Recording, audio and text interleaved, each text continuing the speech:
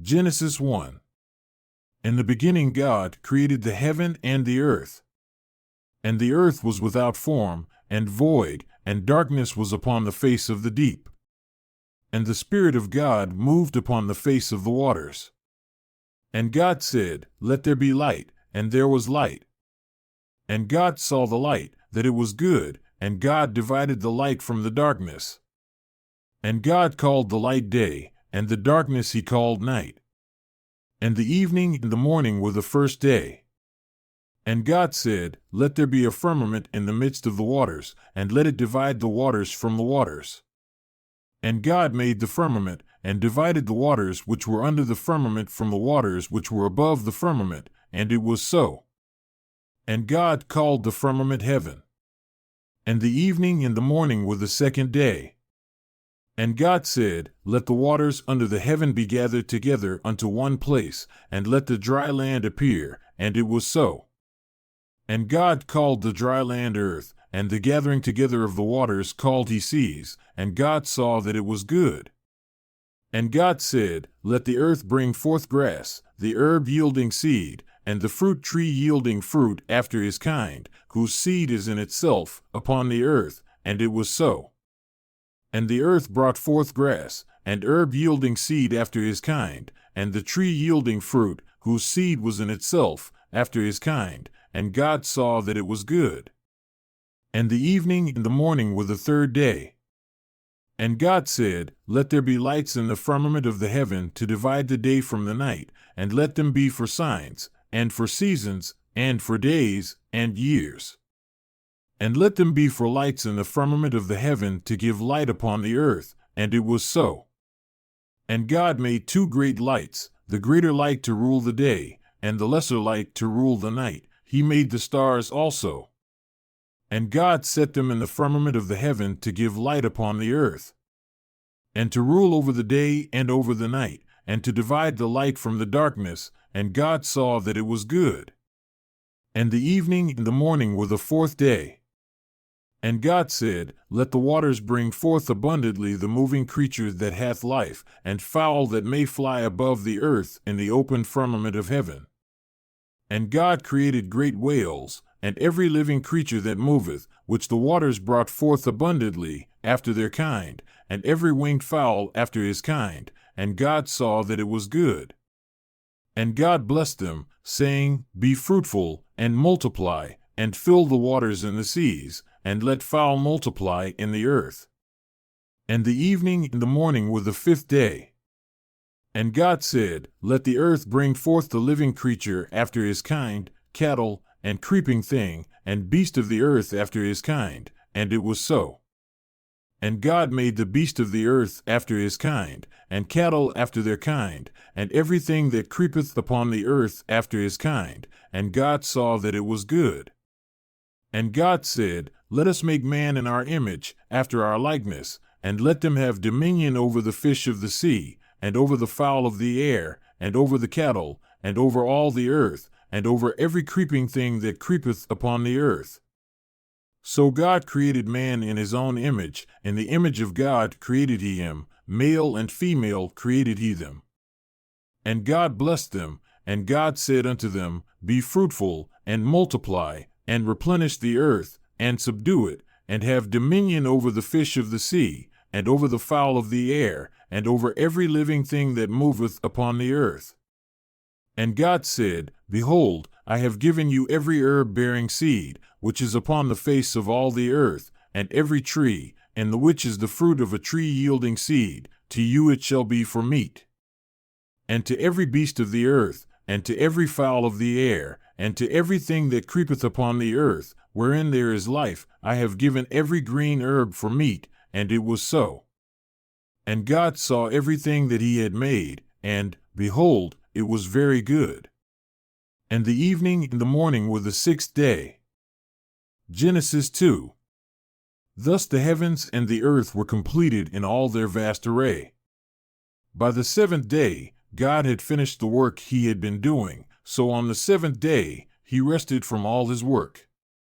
Then God blessed the seventh day and made it holy, because on it he rested from all the work of creating that he had done. Adam and Eve. This is the account of the heavens and the earth when they were created, when the Lord God made the earth and the heavens. Now no shrub had yet appeared on the earth, and no plant had yet sprung up, for the Lord God had not sent rain on the earth, and there was no one to work the ground, but streams came up from the earth and watered the whole surface of the ground. Then the Lord God formed a man from the dust of the ground and breathed into his nostrils the breath of life, and the man became a living being. Now the Lord God had planted a garden in the east, in Eden, and there he put the man he had formed. The Lord God made all kinds of trees grow out of the ground, trees that were pleasing to the eye and good for food. In the middle of the garden were the tree of life and the tree of the knowledge of good and evil. A river watering the garden flowed from Eden. From there it was separated into 4 headwaters. The name of the first is the Pishon. It winds through the entire land of Havilah, where there is gold. The gold of that land is good, aromatic resin and onyx are also there. The name of the second river is the Gihon. It winds through the entire land of Cush. The name of the third river is the Tigris. It runs along the east side of Ashur. And the fourth river is the Euphrates. The Lord God took the man and put him in the Garden of Eden to work it and take care of it. And the Lord God commanded the man, "You are free to eat from any tree in the garden, but you must not eat from the tree of the knowledge of good and evil, for when you eat from it you will certainly die." The Lord God said, "It is not good for the man to be alone. I will make a helper suitable for him." Now the Lord God had formed out of the ground all the wild animals and all the birds in the sky. He brought them to the man to see what he would name them, and whatever the man called each living creature, that was its name. So the man gave names to all the livestock, the birds in the sky, and all the wild animals. But for Adam, no suitable helper was found. So the Lord God caused the man to fall into a deep sleep, and while he was sleeping, he took one of the man's ribs and then closed up the place with flesh. Then the Lord God made a woman from the rib he had taken out of the man, and he brought her to the man. The man said, "This is now bone of my bones, and flesh of my flesh. She shall be called woman, for she was taken out of man. That is why a man leaves his father and mother and is united to his wife, and they become one flesh." Adam and his wife were both naked, and they felt no shame. Genesis 3. Now the serpent was more subtle than any beast of the field which the Lord God had made. And he said unto the woman, Yea, hath God said, Ye shall not eat of every tree of the garden? And the woman said unto the serpent, We may eat of the fruit of the trees of the garden. But of the fruit of the tree which is in the midst of the garden, God hath said, Ye shall not eat of it, neither shall ye touch it, lest ye die. And the serpent said unto the woman, Ye shall not surely die. For God doth know that in the day ye eat thereof, then your eyes shall be opened, and ye shall be as gods, knowing good and evil. And when the woman saw that the tree was good for food, and that it was pleasant to the eyes, and a tree to be desired to make one wise, she took of the fruit thereof, and did eat, and gave also unto her husband with her, and he did eat. And the eyes of them both were opened, and they knew that they were naked, and they sewed fig leaves together, and made themselves aprons. And they heard the voice of the Lord God walking in the garden in the cool of the day, and Adam and his wife hid themselves from the presence of the Lord God amongst the trees of the garden. And the Lord God called unto Adam, and said unto him, Where art thou? And he said, I heard thy voice in the garden, and I was afraid, because I was naked, and I hid myself. And he said, Who told thee that thou wast naked? Hast thou eaten of the tree, whereof I commanded thee that thou shouldest not eat? And the man said, The woman whom thou gavest to be with me, she gave me of the tree, and I did eat. And the Lord God said unto the woman, What is this that thou hast done? And the woman said, The serpent beguiled me, and I did eat. And the Lord God said unto the serpent, Because thou hast done this, thou art cursed above all cattle, and above every beast of the field. Upon thy belly shalt thou go, and dust shalt thou eat all the days of thy life. And I will put enmity between thee and the woman, and between thy seed and her seed. It shall bruise thy head, and thou shalt bruise his heel. Unto the woman he said, I will greatly multiply thy sorrow and thy conception. In sorrow thou shalt bring forth children, and thy desire shall be to thy husband, and he shall rule over thee. And unto Adam he said, Because thou hast hearkened unto the voice of thy wife, and hast eaten of the tree, of which I commanded thee, saying, Thou shalt not eat of it, cursed is the ground for thy sake, and sorrow shalt thou eat of it all the days of thy life. Thorns also and thistles shall it bring forth to thee, and thou shalt eat the herb of the field. In the sweat of thy face shalt thou eat bread, till thou return unto the ground, for out of it wast thou taken, for dust thou art, and unto dust shalt thou return. And Adam called his wife's name Eve, because she was the mother of all living. Unto Adam also and to his wife did the Lord God make coats of skins, and clothed them. And the Lord God said, Behold, the man is become as one of us, to know good and evil, and now, lest he put forth his hand, and take also of the tree of life, and eat, and live forever. Therefore the Lord God sent him forth from the Garden of Eden, to till the ground from whence he was taken. So he drove out the man, and he placed at the east of the Garden of Eden cherubims, and a flaming sword which turned every way, to keep the way of the tree of life. Genesis 4. Cain and Abel. Adam made love to his wife Eve, and she became pregnant and gave birth to Cain. She said, With the help of the Lord I have brought forth a man. Later she gave birth to his brother Abel. Now Abel kept flocks, and Cain worked the soil. In the course of time, Cain brought some of the fruits of the soil as an offering to the Lord. And Abel also brought an offering, fat portions from some of the firstborn of his flock. The Lord looked with favor on Abel and his offering, but on Cain and his offering he did not look with favor. So Cain was very angry, and his face was downcast. Then the Lord said to Cain, Why are you angry? Why is your face downcast? If you do what is right, will you not be accepted? But if you do not do what is right, sin is crouching at your door, it desires to have you, but you must rule over it. Now Cain said to his brother Abel, Let's go out to the field.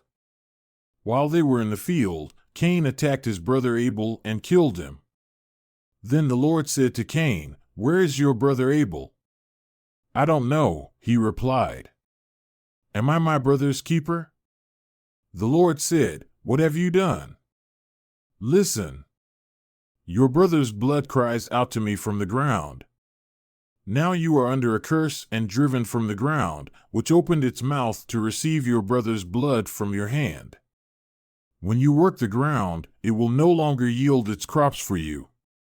You will be a restless wanderer on the earth. Cain said to the Lord, My punishment is more than I can bear.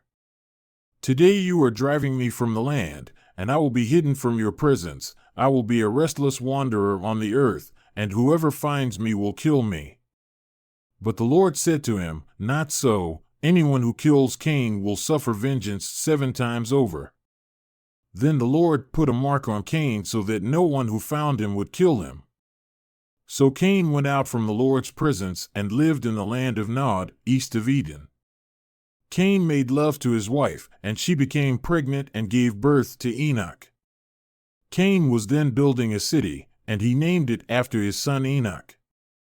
To Enoch was born Irad, and Irad was the father of Mehujael, and Mehujael was the father of Methuselah, and Methuselah was the father of Lamech.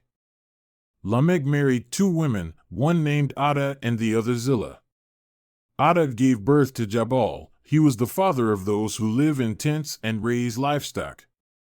His brother's name was Jubal. He was the father of all who play stringed instruments and pipes. Zillah also had a son, Tubal-Cain, who forged all kinds of tools out of bronze and iron. Tubal-Cain's sister was Naamah. Lamech said to his wives, Adah and Zillah, Listen to me, wives of Lamech, hear my words. I have killed a man for wounding me, a young man for injuring me. If Cain is avenged 7 times, then Lamech 77 times. Adam made love to his wife again, and she gave birth to a son and named him Seth, saying, God has granted me another child in place of Abel, since Cain killed him. Seth also had a son, and he named him Enosh. At that time, people began to call on the name of the Lord. Genesis 5. From Adam to Noah. This is the written account of Adam's family line. When God created mankind, he made them in the likeness of God. He created them male and female and blessed them. And he named them mankind when they were created. When Adam had lived 130 years, he had a son in his own likeness, in his own image, and he named him Seth. After Seth was born, Adam lived 800 years and had other sons and daughters. Altogether, Adam lived a total of 930 years, and then he died. When Seth had lived 105 years, he became the father of Enosh. After he became the father of Enosh, Seth lived 807 years and had other sons and daughters. Altogether, Seth lived a total of 912 years, and then he died. When Enosh had lived 90 years, he became the father of Kenan. After he became the father of Kenan, Enosh lived 815 years and had other sons and daughters. Altogether, Enosh lived a total of 905 years, and then he died. When Kenan had lived 70 years, he became the father of Mahalalel. After he became the father of Mahalalel, Kenan lived 840 years and had other sons and daughters. Altogether, Kenan lived a total of 910 years, and then he died. When Mahalalel had lived 65 years, he became the father of Jared. After he became the father of Jared, Mahalalel lived 830 years and had other sons and daughters. Altogether, Mahalalel lived a total of 895 years, and then he died. When Jared had lived 162 years, he became the father of Enoch. After he became the father of Enoch, Jared lived 800 years and had other sons and daughters. Altogether, Jared lived a total of 962 years, and then he died. When Enoch had lived 65 years, he became the father of Methuselah. After he became the father of Methuselah, Enoch walked faithfully with God 300 years and had other sons and daughters. Altogether, Enoch lived a total of 365 years. Enoch walked faithfully with God, then he was no more, because God took him away.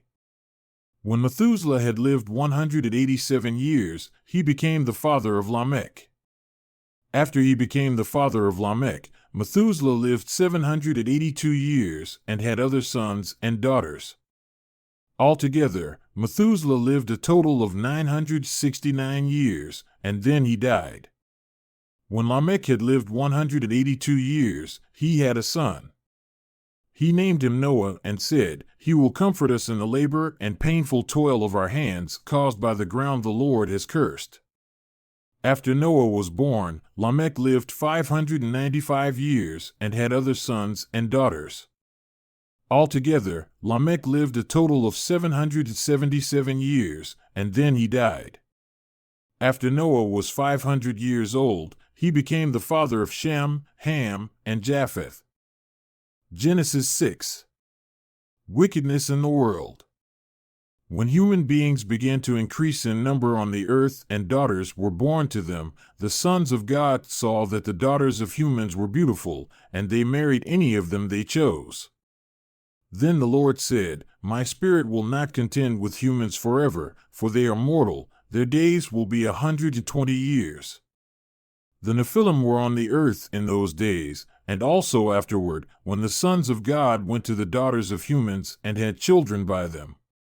They were the heroes of old, men of renown. The Lord saw how great the wickedness of the human race had become on the earth, and that every inclination of the thoughts of the human heart was only evil all the time. The Lord regretted that he had made human beings on the earth, and his heart was deeply troubled. So the Lord said, I will wipe from the face of the earth the human race I have created, and with them the animals, the birds, and the creatures that move along the ground, for I regret that I have made them. But Noah found favor in the eyes of the Lord. Noah and the flood. This is the account of Noah and his family. Noah was a righteous man, blameless among the people of his time, and he walked faithfully with God. Noah had 3 sons, Shem, Ham, and Japheth. Now the earth was corrupt in God's sight and was full of violence. God saw how corrupt the earth had become, for all the people on earth had corrupted their ways. So God said to Noah, I am going to put an end to all people, for the earth is filled with violence because of them. I am surely going to destroy both them and the earth. So make yourself an ark of cypress wood, make rooms in it, and coat it with pitch inside and out. This is how you are to build it. The ark is to be 300 cubits long, 50 cubits wide, and 30 cubits high. Make a roof for it, leaving below the roof an opening 1 cubit high all around. Put a door in the side of the ark and make lower, middle, and upper decks. I am going to bring floodwaters on the earth to destroy all life under the heavens, every creature that has the breath of life in it. Everything on earth will perish. But I will establish my covenant with you, and you will enter the ark, you and your sons and your wife and your sons' wives with you. You are to bring into the ark 2 of all living creatures, male and female, to keep them alive with you. 2 of every kind of bird, of every kind of animal, and of every kind of creature that moves along the ground will come to you to be kept alive. You are to take every kind of food that is to be eaten and store it away as food for you and for them. Noah did everything just as God commanded him. Genesis 7. The Lord said to Noah, You and your entire household go into the ark, for you alone I have seen to be righteous before me among this generation. Take with you 7 each of every clean animal, the male and its female, and 2 each of every unclean animal, the male and its female, and 7 each of birds of the air, the male and female, to keep offspring alive on the face of all the earth. In 7 days I will cause it to rain on the earth for 40 days and 40 nights, and every living thing that I have made I will destroy from the face of the earth. And Noah did according to all that the Lord commanded him. Noah was 600 years old when the floodwaters came upon the earth. And Noah went with his sons and his wife and his sons' wives into the ark because of the floodwaters. Everything that creeps on the land from clean and unclean animals and birds came in 2 by 2, male and female, to Noah into the ark, as God had commanded Noah. After 7 days, the waters of the flood were on the earth. In the 600th year of Noah's life, in the 2nd month, on the 17th day of the month, the same day, all the fountains of the great deep burst open, and the floodgates of the heavens were opened. The rain fell upon the earth for 40 days and 40 nights. On the very same day Noah and the sons of Noah, Shem, Ham, and Japheth, and Noah's wife, and the 3 wives of his sons with them, entered the ark. They and every wild animal according to its kind, and all the livestock according to their kind, and every creeping thing that creeps on the earth according to its kind, and every bird according to its kind, every bird of every sort, went with Noah into the ark, 2 by 2 of all flesh in which was the breath of life. So they went in, male and female of all flesh, just as God had commanded him. Then the Lord shut him in. The flood was on the earth 40 days, and the water increased and lifted up the ark, so that it rose up above the earth. The water prevailed and increased greatly upon the earth, and the ark floated on the surface of the water. The water prevailed exceedingly on the earth, and all the high mountains that were under the whole heaven were covered. The waters prevailed upward, and the mountains were covered 15 cubits deep. All flesh that moved on the earth died, birds and livestock and beasts, and every creeping thing that crept on the earth, and every man. All in whose nostrils was the breath of life, all that was on the dry land, died. So he blotted out every living thing which was on the face of the ground, both man and animals and the creeping things and the birds of the heavens. They were blotted out from the earth, and only Noah and those who were with him in the ark remained alive. The waters prevailed on the earth for 150 days. Genesis 8. God remembered Noah and every living thing and all the livestock that were with him in the ark. So God made a wind to pass over the earth, and the water receded. Also the fountains of the deep and the floodgates of heaven were closed, and the rain from the heavens was restrained. The water receded steadily from the earth, and after the end of 150 days the waters decreased. The ark rested in the 7th month, on the 17th day of the month, on the mountains of Ararat. The water continually decreased until the 10th month. In the 10th month, on the 1st day of the month, the tops of the mountains became visible. Then, at the end of 40 days, Noah opened the window of the ark which he had made, and he sent forth a raven, which went to and fro until the waters were dried up on the earth. Then he sent out a dove to see if the waters had subsided from the face of the ground. But the dove found no rest for the sole of her foot, so she returned to him into the ark, for the waters were on the surface of all the earth. Then he put forth his hand, and took her, and brought her into the ark to himself. He waited yet another 7 days, and again he sent out the dove from the ark. The dove came to him in the evening, and in her mouth there was a freshly plucked olive leaf. So Noah knew that the waters had receded from the earth. He waited another 7 days and sent out the dove again, but it did not return to him again. So in the 601st year, in the 1st month, the 1st day of the month, the waters were dried up from the earth, and Noah removed the covering of the ark, and looked, and saw the surface of the ground was dry. In the 2nd month, on the 27th day of the month, the earth was dry. Then God spoke to Noah, saying, "Go out of the ark, you and your wife, and your sons and your sons' wives with you.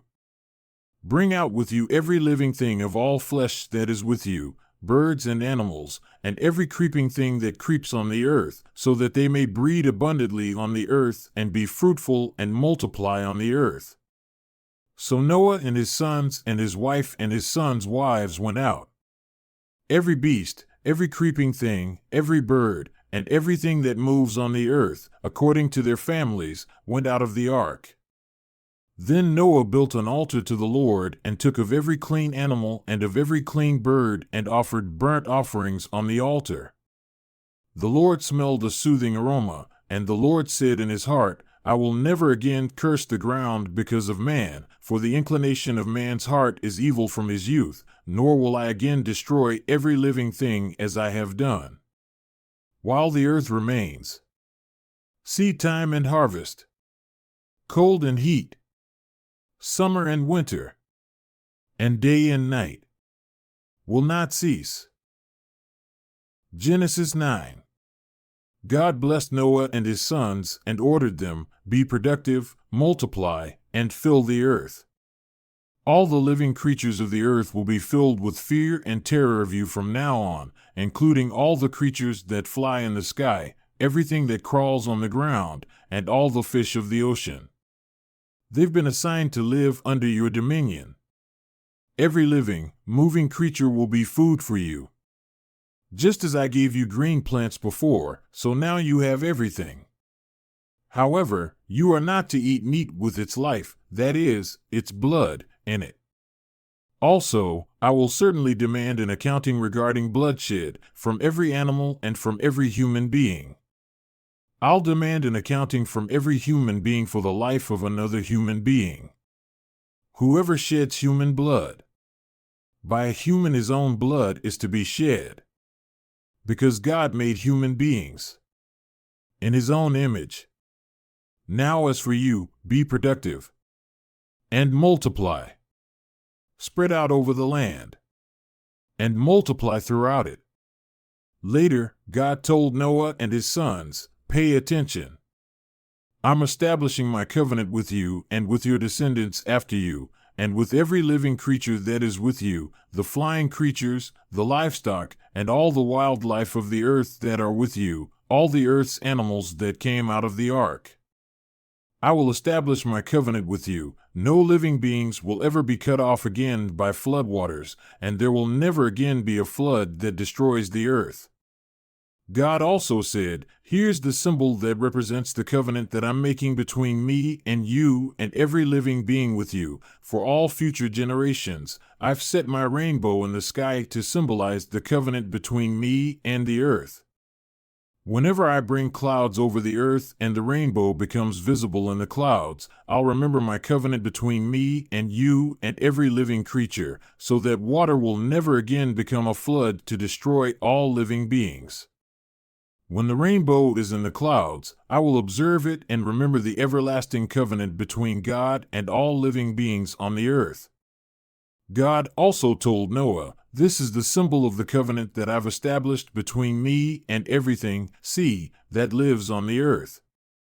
Noah's sons who came out of the ark were Shem, Ham, and Japheth. Ham later fathered Canaan. These three were Noah's sons, and from these men the whole earth was repopulate. Noah, a man of the soil, was the first to plant and farm a vineyard. He drank some of the wine, got drunk, and lay down naked right in the middle of his tent. Ham, who fathered Canaan, saw his father's genitals and told his two brothers outside. Then Shem and Japheth took their father's cloak, laid it across both their shoulders, and walking backwards, they both covered their father's genitals. Their faces were turned away, and they did not see their father's genitals. When Noah sobered up and learned what his youngest son had done to him, he said, Canaan is cursed. He will be the lowest of slaves to his relatives. He also said, Blessed be the Lord God of Shem, and may Canaan be his slave. May God make room for Japheth. May God live in Shem's tents. And may Canaan serve him. Noah lived 350 years after the flood. After Noah had lived a total of 950 years, he died. Genesis 10. This is the account of Shem, Ham, and Japheth, Noah's sons, who themselves had sons after the flood. The Japhethites. The sons of Japheth: Gomer, Magog, Madai, Javan, Tubal, Meshech, and Tiras. The sons of Gomer: Ashkenaz, Riphath, and Togarmah. The sons of Javan: Elisha, Tarshish, the Kittites, and the Rodanites. From these the maritime peoples spread out into their territories by their clans within their nations, each with its own language. The Hamites. The sons of Ham: Cush, Egypt, Put, and Canaan. The sons of Cush: Seba, Havilah, Sabta, Rama, and Sabteka. The sons of Rama: Sheba and Dedan. Cush was the father of Nimrod, who became a mighty warrior on the earth. He was a mighty hunter before the Lord, that is why it is said, like Nimrod, a mighty hunter before the Lord. The first centers of his kingdom were Babylon, Uruk, Akkad, and Calneh, and Shinar. From that land he went to Assyria, where he built Nineveh, Rehoboth-ir, Calah, and Rezin, which is between Nineveh and Calah, which is the great city. Egypt was the father of the Ludites, Anamites, Leobites, Naphtuhites, Pathrusites, Casluhites, from whom the Philistines came, and Caphtorites. Canaan was the father of Sidon his firstborn, and of the Hittites, Jebusites, Amorites, Girgashites, Hivites, Archites, Sinites, Arvadites, Zemarites, and Hamathites. Later the Canaanite clans scattered, and the borders of Canaan reached from Sidon toward Gerar as far as Gaza, and then toward Sodom, Gomorrah, Admah, and Zeboim as far as Lasha. These are the sons of Ham by their clans and languages, and their territories and nations. The Semites: Sons were also born to Shem, whose older brother was Japheth. Shem was the ancestor of all the sons of Eber. The sons of Shem: Elam, Ashur, Arphaxad, Lud, and Aram. The sons of Aram: Uzi, Hul, Gether, and Meshech. Arphaxad was the father of Shelah, and Shelah the father of Eber. 2 sons were born to Eber. One was named Peleg, because in his time the earth was divided. His brother was named Joktan. Joktan was the father of Almadad, Shalef, Hazarmaveth, Jerah, Hadaram, Uzal, Diklah, Obal, Abimael, Sheba, Ophir, Havilah, and Jobab. All these were sons of Joktan. The region where they lived stretched from Mesha toward Sephar in the eastern hill country. These are the sons of Shem by their clans and languages, and their territories and nations. These are the clans of Noah's sons, according to their lines of descent, within their nations. From these the nations spread out over the earth after the flood. Genesis 11. The Tower of Babel. Now the whole world had one language and a common speech. As people moved eastward, they found a plain in Shinar and settled there. They said to each other, "Come, let's make bricks and bake them thoroughly." They used brick instead of stone, and tar for mortar. Then they said, "Come, let us build ourselves a city, with a tower that reaches to the heavens, so that we may make a name for ourselves, otherwise we will be scattered over the face of the whole earth." But the Lord came down to see the city and the tower the people were building. The Lord said, "If as one people speaking the same language they have begun to do this, then nothing they plan to do will be impossible for them. Come, let us go down and confuse their language so they will not understand each other." So the Lord scattered them from there over all the earth, and they stopped building the city. That is why it was called Babel, because there the Lord confused the language of the whole world. From there the Lord scattered them over the face of the whole earth. From Shem to Abram. This is the account of Shem's family line. 2 years after the flood, when Shem was 100 years old, he became the father of Arphaxad. And after he became the father of Arphaxad, Shem lived 500 years and had other sons and daughters. When Arphaxad had lived 35 years, he became the father of Shelah. And after he became the father of Shelah, Arphaxad lived 403 years and had other sons and daughters. When Shelah had lived 30 years, he became the father of Eber. And after he became the father of Eber, Shelah lived 403 years and had other sons and daughters. When Eber had lived 34 years, he became the father of Peleg. And after he became the father of Peleg, Eber lived 430 years and had other sons and daughters. When Peleg had lived 30 years, he became the father of Reu. And after he became the father of Reu, Peleg lived 209 years and had other sons and daughters. When Reu had lived 32 years, he became the father of Serug. And after he became the father of Serug, Reu lived 207 years and had other sons and daughters. When Serug had lived 30 years, he became the father of Nahor. And after he became the father of Nahor, Serug lived 200 years and had other sons and daughters. When Nahor had lived 29 years, he became the father of Terah. And after he became the father of Terah, Nahor lived 119 years and had other sons and daughters.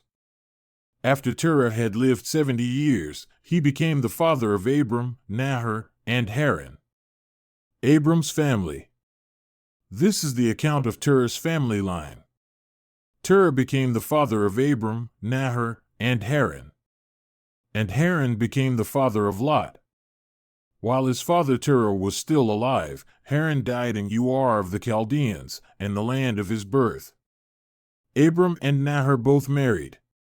The name of Abram's wife was Sarai, and the name of Nahor's wife was Milcah. She was the daughter of Haran, the father of both Milcah and Iscah. Now Sarai was childless because she was not able to conceive. Terah took his son Abram, his grandson Lot son of Haran, and his daughter-in-law Sarai, the wife of his son Abram, and together they set out from Ur of the Chaldeans to go to Canaan. But when they came to Haran, they settled there. Terah lived 205 years, and he died in Haran. Genesis 12. The call of Abram. The Lord had said to Abram, "Go from your country, your people, and your father's household to the land I will show you. I will make you into a great nation, and I will bless you. I will make your name great, and you will be a blessing. I will bless those who bless you, and whoever curses you I will curse, and all peoples on earth will be blessed through you." So Abram went, as the Lord had told him, and Lot went with him. Abram was 75 years old when he set out from Haran. He took his wife Sarai, his nephew Lot, all the possessions they had accumulated, and the people they had acquired in Haran, and they set out for the land of Canaan, and they arrived there. Abram traveled through the land as far as the site of the great tree of Moreh at Shechem. At that time the Canaanites were in the land. The Lord appeared to Abram and said, "To your offspring I will give this land." So he built an altar there to the Lord, who had appeared to him. From there he went on toward the hills east of Bethel and pitched his tent, with Bethel on the west and Ai on the east. There he built an altar to the Lord and called on the name of the Lord. Then Abram set out and continued toward the Negev. Abram in Egypt. Now there was a famine in the land, and Abram went down to Egypt to live there for a while because the famine was severe. As he was about to enter Egypt, he said to his wife Sarai, "I know what a beautiful woman you are. When the Egyptians see you, they will say, 'This is his wife.' Then they will kill me, but will let you live. Say you are my sister, so that I will be treated well for your sake, and my life will be spared because of you." When Abram came to Egypt, the Egyptians saw that Sarai was a very beautiful woman. And when Pharaoh's officials saw her, they praised her to Pharaoh, and she was taken into his palace. He treated Abram well for her sake, and Abram acquired sheep and cattle, male and female donkeys, male and female servants, and camels. But the Lord inflicted serious diseases on Pharaoh and his household because of Abram's wife Sarai. So Pharaoh summoned Abram. "What have you done to me?" he said. "Why didn't you tell me she was your wife? Why did you say, 'She is my sister,' so that I took her to be my wife? Now then, here is your wife. Take her and go." Then Pharaoh gave orders about Abram to his men, and they sent him on his way, with his wife and everything he had. Genesis 13. And Abram went up out of Egypt, he, and his wife, and all that he had, and Lot with him, into the south. And Abram was very rich in cattle, in silver, and in gold. And he went on his journeys from the south even to Bethel, unto the place where his tent had been at the beginning, between Bethel and Hai, unto the place of the altar, which he had made there at the first, and there Abram called on the name of the Lord. And Lot also, which went with Abram, had flocks, and herds, and tents. And the land was not able to bear them, that they might dwell together, for their substance was great, so that they could not dwell together. And there was a strife between the herdmen of Abram's cattle and the herdmen of Lot's cattle, and the Canaanite and the Perizzite dwelled then in the land. And Abram said unto Lot, "Let there be no strife, I pray thee, between me and thee, and between my herdmen and thy herdmen, for we be brethren. Is not the whole land before thee? Separate thyself, I pray thee, from me. If thou wilt take the left hand, then I will go to the right, or if thou depart to the right hand, then I will go to the left."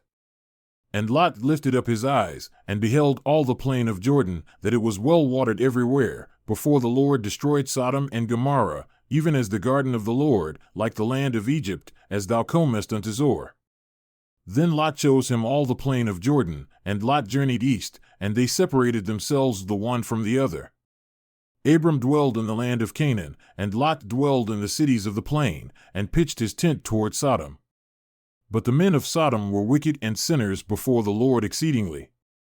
And the Lord said unto Abram, after that Lot was separated from him, Lift up now thine eyes, and look from the place where thou art northward, and southward, and eastward, and westward. For all the land which thou sayest, to thee will I give it, and to thy seed forever. And I will make thy seed as the dust of the earth, so that if a man can number the dust of the earth, then shall thy seed also be numbered.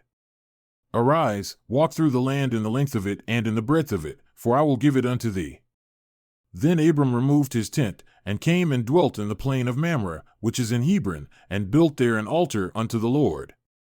Genesis 14. Abram rescues Lot. At the time when Amraphel was king of Shinar, Arioch king of Elasa, Chedorlaomer king of Elam, and Tidal king of Goyim, these kings went to war against Bera king of Sodom, Bershah king of Gomorrah, Shernab king of Admah, Shemeber king of Zeboim, and the king of Bela, that is, Zor. All these latter kings joined forces in the valley of Siddim, that is, the Dead Sea Valley. For 12 years they had been subject to Chedorlaomer, but in the 13th year they rebelled. In the 14th year, Chedorlaomer and the kings allied with him went out and defeated the Rephates in Ashtaroth-Karnaim, the Zuzites in Ham, the Emites in Shave-Kiriathaim, and the Horites in the hill country of Seir, as far as El-Paran near the desert.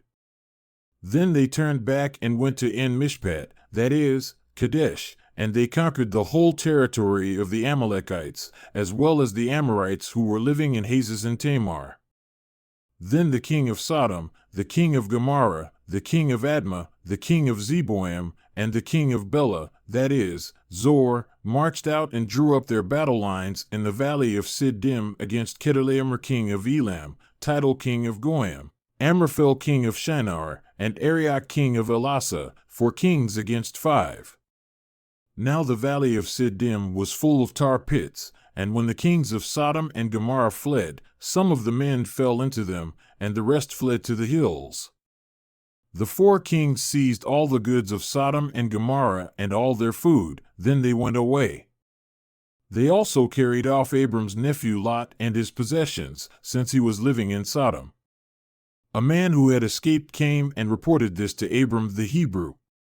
Now Abram was living near the great trees of Mamre the Amorite, a brother of Eshcol and Aner, all of whom were allied with Abram. When Abram heard that his relative had been taken captive, he called out the 318 trained men born in his household and went in pursuit as far as Dan. During the night Abram divided his men to attack them, and he routed them, pursuing them as far as Hobah, north of Damascus. He recovered all the goods and brought back his relative Lot and his possessions, together with the women and the other people. After Abram returned from defeating Chedorlaomer and the kings allied with him, the king of Sodom came out to meet him in the valley of Shave, that is, the king's valley. Then Melchizedek king of Salem brought out bread and wine. He was a priest of God Most High, and he blessed Abram, saying, Blessed be Abram by God Most High, Creator of heaven and earth. And praise be to God Most High, who delivered your enemies into your hand. Then Abram gave him 1/10 of everything. The king of Sodom said to Abram, Give me the people and keep the goods for yourself. But Abram said to the king of Sodom, With raised hand I have sworn an oath to the Lord, God Most High, Creator of heaven and earth, that I will accept nothing belonging to you, not even a thread or the strap of a sandal, so that you will never be able to say, I made Abram rich. I will accept nothing but what my men have eaten and the share that belongs to the men who went with me to Aner, Eshcol, and Mamre. Let them have their share. Genesis 15. The Lord's covenant with Abram. After this, the word of the Lord came to Abram in a vision. Do not be afraid, Abram. I am your shield, your very great reward. But Abram said, Sovereign Lord, what can you give me since I remain childless, and the one who will inherit my estate is Eliezer of Damascus? And Abram said, You have given me no children, so a servant in my household will be my heir. Then the word of the Lord came to him, This man will not be your heir, but a son who is your own flesh and blood will be your heir.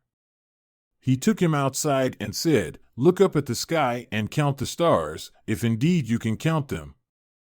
Then he said to him, So shall your offspring be. Abram believed the Lord, and he credited it to him as righteousness. He also said to him, I am the Lord, who brought you out of Ur of the Chaldeans to give you this land to take possession of it. But Abram said, Sovereign Lord, how can I know that I will gain possession of it? So the Lord said to him, Bring me a heifer, a goat, and a ram, each 3 years old, along with a dove and a young pigeon. Abram brought all these to him, cut them in two, and arranged the halves opposite each other. The birds, however, he did not cut in half. Then birds of prey came down on the carcasses, but Abram drove them away. As the sun was setting, Abram fell into a deep sleep, and a thick and dreadful darkness came over him. Then the Lord said to him, Know for certain that for 400 years your descendants will be strangers in a country not their own, and that they will be enslaved and mistreated there. But I will punish the nation they serve as slaves, and afterward they will come out with great possessions. You, however, will go to your ancestors in peace and be buried at a good old age. In the 4th generation, your descendants will come back here, for the sin of the Amorites has not yet reached its full measure. When the sun had set and darkness had fallen, a smoking firepot with a blazing torch appeared and passed between the pieces.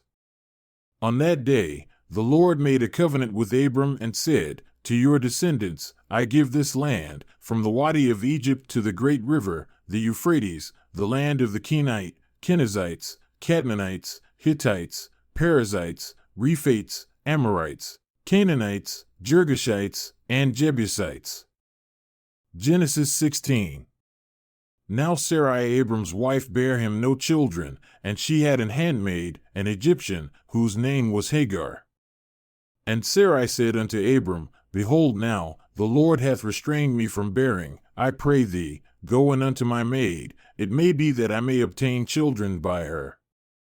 And Abram hearkened to the voice of Sarai. And Sarai Abram's wife took Hagar her maid the Egyptian, after Abram had dwelt 10 years in the land of Canaan, and gave her to her husband Abram to be his wife.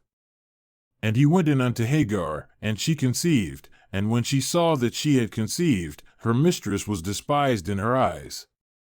And Sarai said unto Abram, My wrong be upon thee, I have given my maid into thy bosom, and when she saw that she had conceived, I was despised in her eyes. The Lord judged between me and thee. But Abram said unto Sarai, Behold, thy maid is in thy hand, do to her as it pleaseth thee. And when Sarai dealt hardly with her, she fled from her face.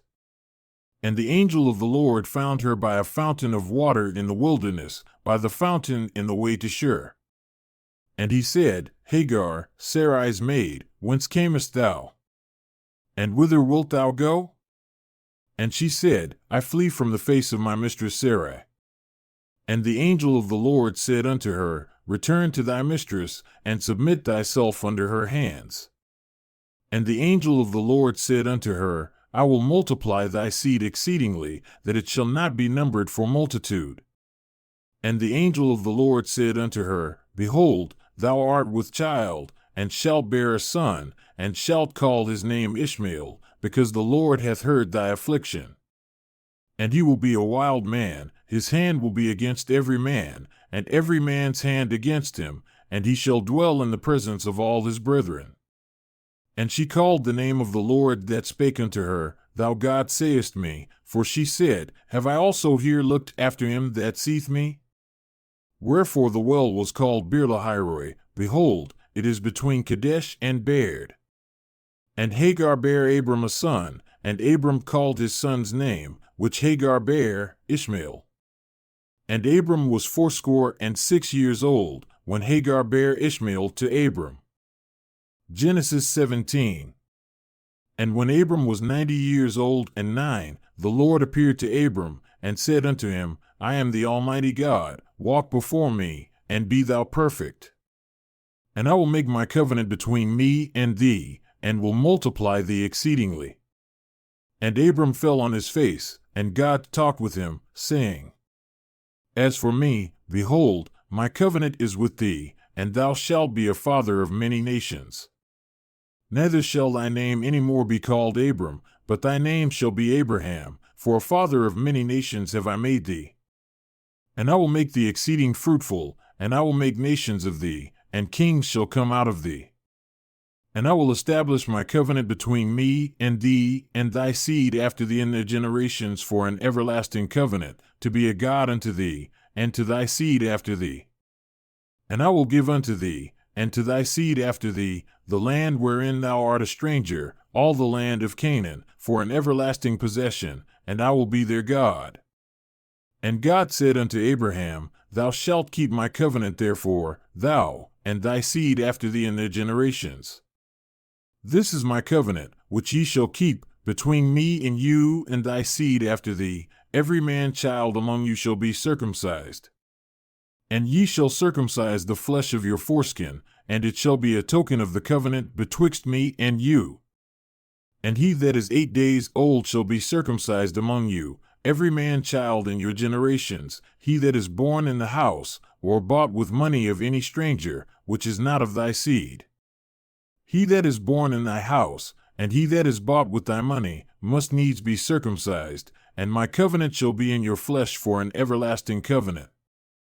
And the uncircumcised man-child whose flesh of his foreskin is not circumcised, that soul shall be cut off from his people, he hath broken my covenant. And God said unto Abraham, As for Sarai thy wife, thou shalt not call her name Sarai, but Sarah shall her name be. And I will bless her, and give thee a son also of her, yea, I will bless her, and she shall be a mother of nations, kings of people shall be of her.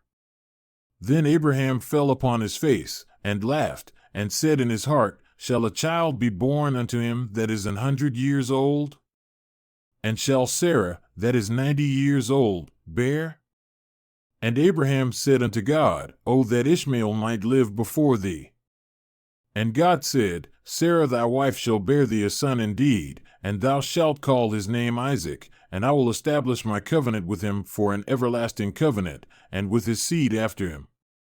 And as for Ishmael, I have heard thee, behold, I have blessed him, and will make him fruitful, and will multiply him exceedingly. 12 princes shall he beget, and I will make him a great nation. Genesis 18. And the Lord appeared unto him in the plains of Mamre, and he sat in the tent door in the heat of the day. And he lifted up his eyes and looked, and, lo, 3 men stood by him, and when he saw them, he ran to meet them from the tent door, and bowed himself toward the ground. And said, My Lord, if now I have found favor in thy sight, pass not away, I pray thee, from thy servant. Let a little water, I pray you, be fetched, and wash your feet, and rest yourselves under the tree. And I will fetch a morsel of bread, and comfort ye your hearts, after that ye shall pass on, for therefore are ye come to your servant. And they said, So do, as thou hast said. And Abraham hastened into the tent unto Sarah, and said, Make ready quickly 3 measures of fine meal, knead it, and make cakes upon the hearth. And Abraham ran unto the herd, and fetched a calf tender and good, and gave it unto a young man, and he hasted to dress it. And he took butter, and milk, and the calf which he had dressed, and set it before them, and he stood by them under the tree, and they did eat. And they said unto him, Where is Sarah thy wife? And he said, Behold, in the tent.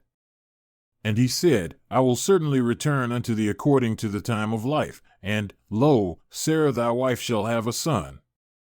And Sarah heard it in the tent door, which was behind him.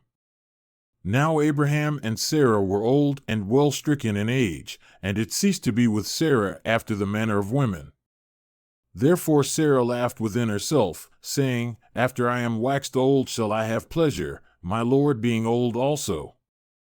And the Lord said unto Abraham, Wherefore did Sarah laugh, saying, Shall I of a surety bear a child, which am old? Is anything too hard for the Lord?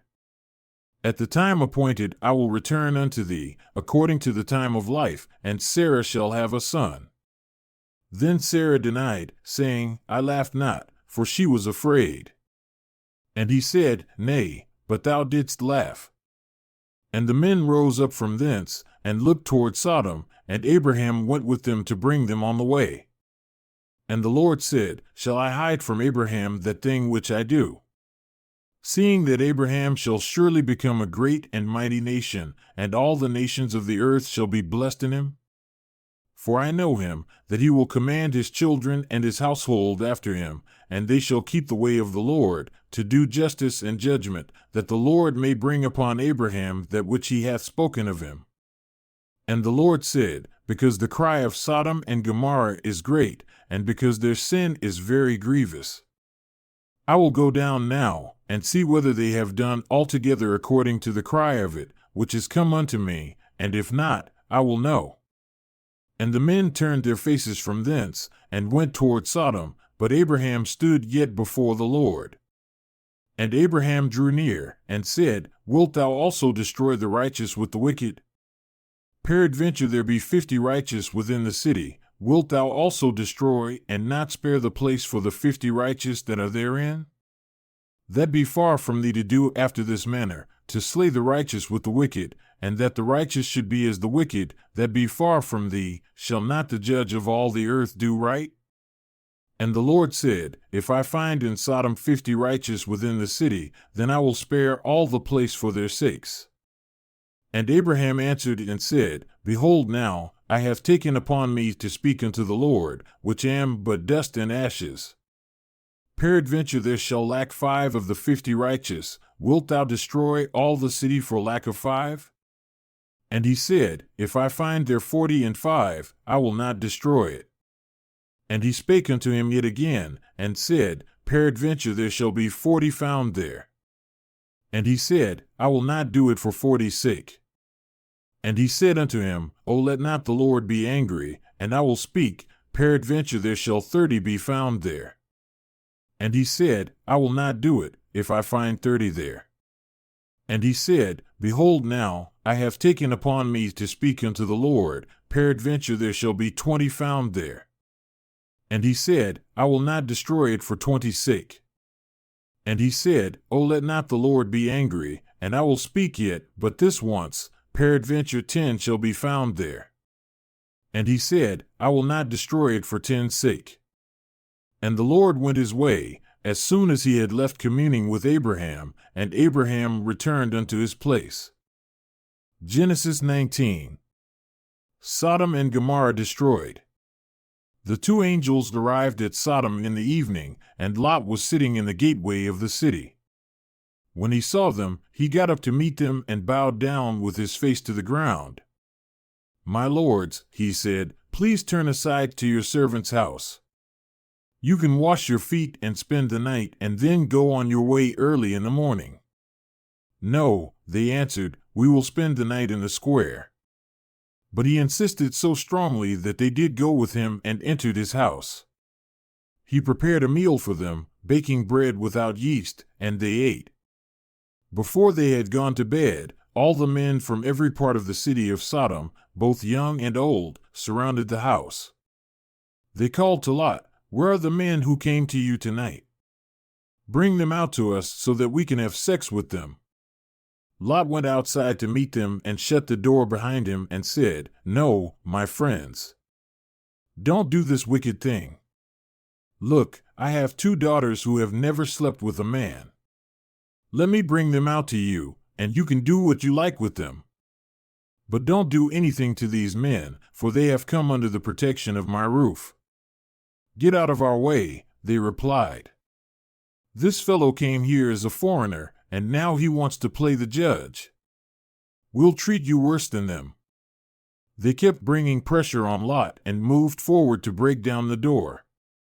But the men inside reached out and pulled Lot back into the house and shut the door. Then they struck the men who were at the door of the house, young and old, with blindness so that they could not find the door. The 2 men said to Lot, Do you have anyone else here, sons-in-law, sons or daughters, or anyone else in the city who belongs to you. Get them out of here, because we are going to destroy this place. The outcry to the Lord against its people is so great that he has sent us to destroy it. So Lot went out and spoke to his sons-in-law, who were pledged to marry his daughters. He said, "Hurry and get out of this place, because the Lord is about to destroy the city." But his sons-in-law thought he was joking. With the coming of dawn, the angels urged Lot, saying, "Hurry. Take your wife and your 2 daughters who are here, or you will be swept away when the city is punished." When he hesitated, the men grasped his hand and the hands of his wife and of his 2 daughters, and led them safely out of the city, for the Lord was merciful to them. As soon as they had brought them out, one of them said, "Flee for your lives. Don't look back, and don't stop anywhere in the plain. Flee to the mountains, or you will be swept away." But Lot said to them, "No, my lords, please. Your servant has found favor in your eyes, and you have shown great kindness to me in sparing my life. But I can't flee to the mountains. This disaster will overtake me, and I'll die. Look, here is a town near enough to run to, and it is small. Let me flee to it. It is very small, isn't it? Then my life will be spared." He said to him, "Very well, I will grant this request too. I will not overthrow the town you speak of. But flee there quickly, because I cannot do anything until you reach it." That is why the town was called Zor. By the time Lot reached Zor, the sun had risen over the land. Then the Lord rained down burning sulfur on Sodom and Gomorrah from the Lord out of the heavens. Thus he overthrew those cities and the entire plain, destroying all those living in the cities, and also the vegetation in the land. But Lot's wife looked back, and she became a pillar of salt. Early the next morning Abraham got up and returned to the place where he had stood before the Lord. He looked down toward Sodom and Gomorrah, toward all the land of the plain, and he saw dense smoke rising from the land, like smoke from a furnace. So when God destroyed the cities of the plain, he remembered Abraham, and he brought Lot out of the catastrophe that overthrew the cities where Lot had lived. Lot and his daughters. Lot and his 2 daughters left Zor and settled in the mountains, for he was afraid to stay in Zor. He and his 2 daughters lived in a cave. One day the older daughter said to the younger, "Our father is old, and there is no man around here to give us children, as is the custom all over the earth. Let's get our father to drink wine and then sleep with him and preserve our family line through our father." That night they got their father to drink wine, and the older daughter went in and slept with him. He was not aware of it when she lay down or when she got up. The next day the older daughter said to the younger, "Last night I slept with my father. Let's get him to drink wine again tonight, and you go in and sleep with him so we can preserve our family line through our father." So they got their father to drink wine that night also, and the younger daughter went in and slept with him. Again he was not aware of it when she lay down or when she got up. So both of Lot's daughters became pregnant by their father. The older daughter had a son, and she named him Moab. He is the father of the Moabites of today. The younger daughter also had a son, and she named him Ben-Ammi. He is the father of the Ammonites of today. Genesis 20. Now Abraham moved on from there into the region of the Negev and lived between Kadesh and Shur. For a while he stayed in Gerar, and there Abraham said of his wife Sarah, "She is my sister." Then Abimelech king of Gerar sent for Sarah and took her. But God came to Abimelech in a dream one night and said to him, "You are as good as dead because of the woman you have taken. She is a married woman." Now Abimelech had not gone near her, so he said, "Lord, will you destroy an innocent nation? Did he not say to me, 'She is my sister,' and didn't she also say, 'He is my brother'? I have done this with a clear conscience and clean hands." Then God said to him in the dream, "Yes, I know you did this with a clear conscience, and so I have kept you from sinning against me. That is why I did not let you touch her. Now return the man's wife, for he is a prophet, and he will pray for you, and you will live. But if you do not return her, you may be sure that you and all who belong to you will die." Early the next morning Abimelech summoned all his officials, and when he told them all that had happened, they were very much afraid. Then Abimelech called Abraham in and said, "What have you done to us? How have I wronged you that you have brought such great guilt upon me and my kingdom? You have done things to me that should never be done." And Abimelech asked Abraham, "What was your reason for doing this?" Abraham replied, "I said to myself, there is surely no fear of God in this place, and they will kill me because of my wife. Besides, she really is my sister, the daughter of my father though not of my mother, and she became my wife. And when God had me wander from my father's household, I said to her, 'This is how you can show your love to me. Everywhere we go, say of me, he is my brother.'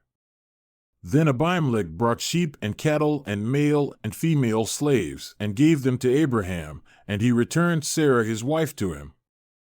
And Abimelech said, 'My land is before you, live wherever you like.' To Sarah he said, 'I am giving your brother 1,000 shekels, of silver. This is to cover the offense against you before all who are with you. You are completely vindicated.'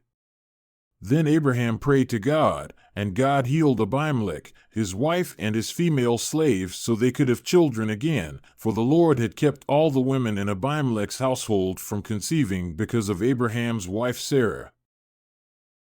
Genesis 21. The birth of Isaac. The Lord came to Sarah, just as he had said, and the Lord did for Sarah what he had promised. Sarah conceived and gave birth to a son for Abraham in his old age, at the very time that God had told him. Abraham named his son, who was born to him, Isaac, the very one whom Sarah bore for him. On the 8th day after his son Isaac had been born, Abraham circumcised him, just as God had commanded him. Abraham was 100 years old when his son Isaac was born to him. Now Sarah had said, "God has caused me to laugh, and all who hear about it will laugh with me." She also said, "Who would have told Abraham that Sarah would nurse sons?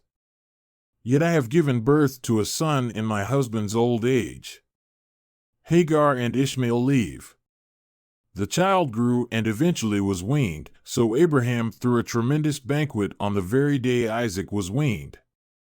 Nevertheless, when Sarah saw the son of Hagar the Egyptian, whom Hagar had borne to Abraham, making fun of Isaac, she told Abraham, "Throw out this slave girl, along with her son, because this slave son will never be a co-heir with my son Isaac." Abraham was very troubled about what was being said about his son, but God told Abraham, "Don't be troubled about the youth and your slave girl. Pay attention to Sarah in everything she tells you, because your offspring are to be named through Isaac. Nevertheless, I will make the slave girl's son into a nation, since he, too, is your offspring." So early the next morning, Abraham got up, took bread and a leather bottle of water, gave them to Hagar, and placed them on her shoulder. He then sent her away, along with the child. She went off and roamed in the Beersheba wilderness. Eventually, the water in the leather bottle ran out, so she placed the child under one of the bushes. Then she went and sat by herself about a distance of a bowshot away, because she kept saying to herself, "I can't bear to watch the child die."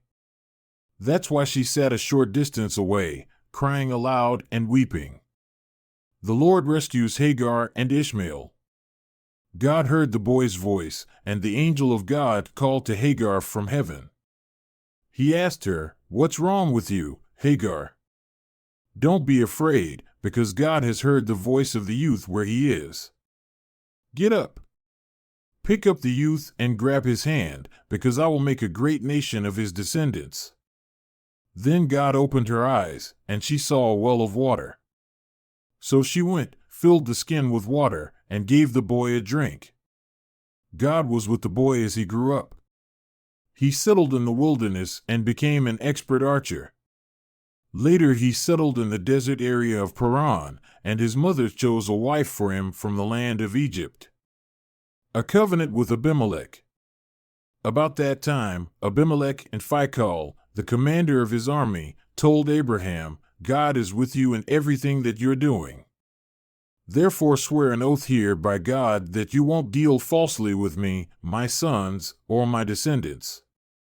Just as I've dealt graciously with you, won't you do so with me and with the land in which you live as a foreigner?" And Abraham replied, "I agree." But then Abraham complained to Abimelech about a well of water that Abimelech's servants had seized. "I don't know who did this thing," Abimelech replied. "You didn't report this to me, and I didn't hear about it until today." So Abraham took sheep and oxen and presented them to Abimelech, and the two of them made a covenant.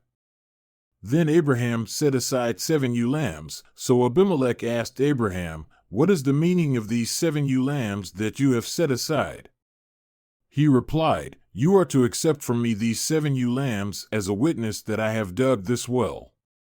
Therefore that place was called Beersheba, because the two of them swore an oath.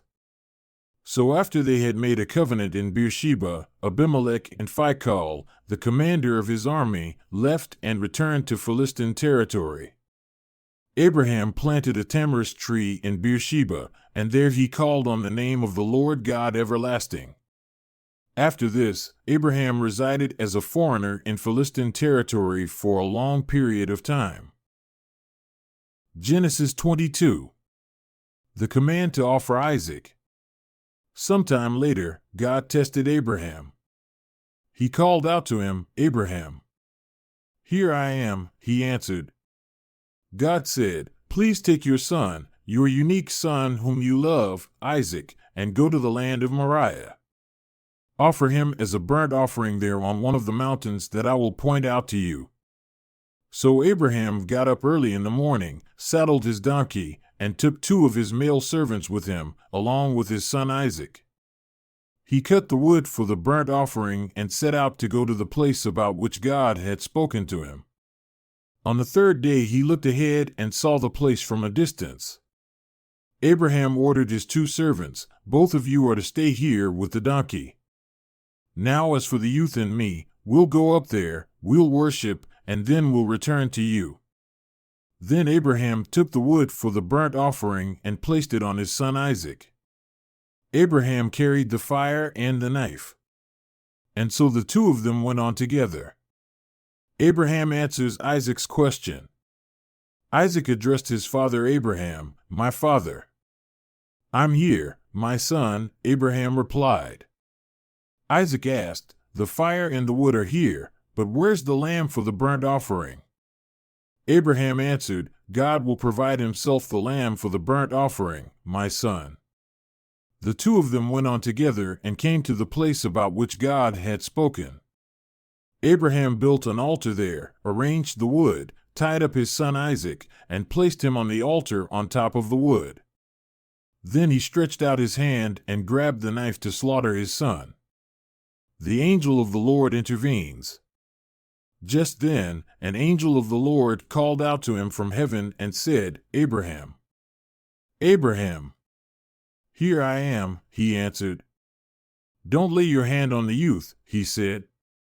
"Don't do anything to him, because I've just demonstrated that you fear God, since you have not withheld your son, your only unique one, from me." Then Abraham looked up and behind him to see a ram caught by its horns in the thicket. So Abraham went over, grabbed the ram, and offered it as a burnt offering in place of his son. Abraham named that place, "The Lord will provide," as it is told this day, "On the Lord's mountain he will provide." The angel of the Lord called to Abraham a second time from heaven and said, "I have taken an oath to swear by myself, declares the Lord, that since you have carried this out and have not withheld your only unique, son, I will certainly bless you and make your descendants as numerous as the stars in heaven and as the sand on the seashore. Your descendants will take possession of the gates of their enemies. Furthermore, through your descendants all the nations of the earth will be blessed, because you have obeyed my command." After this, Abraham returned to his servants, and they set out together for Beersheba, where Abraham settled. Now after these things somebody told Abraham, "Look, Milcah has given birth to sons for your brother Nahor. Uz is his firstborn, Buz is his brother, and Kemuel is the father of Aram, Chesed, Hazo, Pildash, Jidlaph, and Bethuel. Bethuel fathered Rebekah. Milcah bore these 8 sons to Nahor, Abraham's brother. Also, his concubine Reumah gave birth to Tebah, Gaham, Tahash, and Makkah." Genesis 23. Sarah lived to be 127 years old. She died at Kiriath Arba, that is, Hebron, in the land of Canaan, and Abraham went to mourn for Sarah and to weep over her. Then Abraham rose from beside his dead wife and spoke to the Hittites. He said, "I am a foreigner and stranger among you. Sell me some property for a burial site here so I can bury my dead." The Hittites replied to Abraham, "Sir, listen to us. You are a mighty prince among us. Bury your dead in the choicest of our tombs. None of us will refuse you his tomb for burying your dead." Then Abraham rose and bowed down before the people of the land, the Hittites. He said to them, "If you are willing to let me bury my dead, then listen to me and intercede with Ephron son of Zohar on my behalf, so he will sell me the cave of Machpelah, which belongs to him and is at the end of his field. Ask him to sell it to me for the full price as a burial site among you." Ephron the Hittite was sitting among his people, and he replied to Abraham in the hearing of all the Hittites who had come to the gate of his city. "No, my lord," he said. "Listen to me. I give you the field, and I give you the cave that is in it. I give it to you in the presence of my people. Bury your dead." Again Abraham bowed down before the people of the land, and he said to Ephron in their hearing, "Listen to me, if you will. I will pay the price of the field. Accept it from me so I can bury my dead there." Ephron answered Abraham, "Listen to me, my lord, the land is worth 400 shekels of silver, but what is that between you and me? Bury your dead." Abraham agreed to Ephron's terms and weighed out for him the price he had named in the hearing of the Hittites, 400 shekels of silver, according to the weight current among the merchants. So Ephron's field in Machpelah near Mamre, both the field and the cave in it, and all the trees within the borders of the field, was deeded to Abraham as his property in the presence of all the Hittites who had come to the gate of the city. Afterward Abraham buried his wife Sarah in the cave in the field of Machpelah near Mamre, which is at Hebron, in the land of Canaan. So the field and the cave in it were deeded to Abraham by the Hittites as a burial site. Genesis 24. Now Abraham was old, well advanced in years, and the Lord had blessed him in everything. Abraham said to his servant, the senior one in his household who was in charge of everything he had, "Put your hand under my thigh so that I may make you solemnly promise by the Lord, the God of heaven and the God of the earth. You must not acquire a wife for my son from the daughters of the Canaanites, among whom I am living. You must go instead to my country and to my relatives to find a wife for my son Isaac." The servant asked him, "What if the woman is not willing to come back with me to this land? Must I then take your son back to the land from which you came? Be careful never to take my son back there." Abraham told him, "The Lord, the God of heaven, who took me from my father's house and the land of my relatives, promised me with a solemn oath, 'To your descendants I will give this land.' He will send his angel before you so that you may find a wife for my son from there. But if the woman is not willing to come back with you, you will be free from this oath of mine. But you must not take my son back there." So the servant placed his hand under the thigh of his master Abraham and gave his solemn promise he would carry out his wishes. Then the servant took 10 of his master's camels and departed with all kinds of gifts from his master at his disposal. He journeyed to the region of Aram Naharaim and the city of Nahor. He made the camels kneel down by the well outside the city. It was evening, the time when the women would go out to draw water. He prayed, "O Lord, God of my master Abraham, guide me today. Be faithful to my master Abraham. Here I am, standing by the spring, and the daughters of the people who live in the town are coming out to draw water. I will say to a young woman, 'Please lower your jar so I may drink.' May the one you have chosen for your servant Isaac reply, 'Drink, and I'll give your camels water too.' AC, in this way I will know that you have been faithful to my master." Before he had finished praying, there came Rebekah with her water jug on her shoulder. She was the daughter of Bethuel son of Milcah. Milcah was the wife of Abraham's brother Nahor. Now the young woman was very beautiful.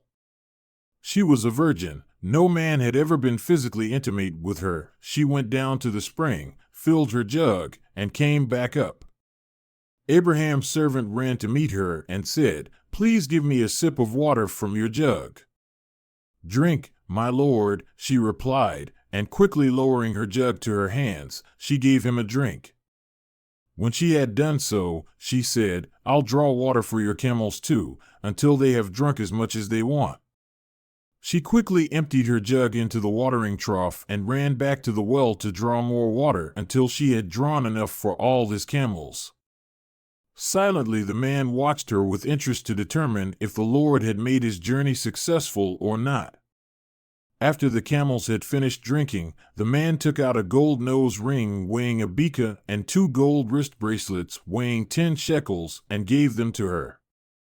"Whose daughter are you?" he asked. "Tell me, is there room in your father's house for us to spend the night?"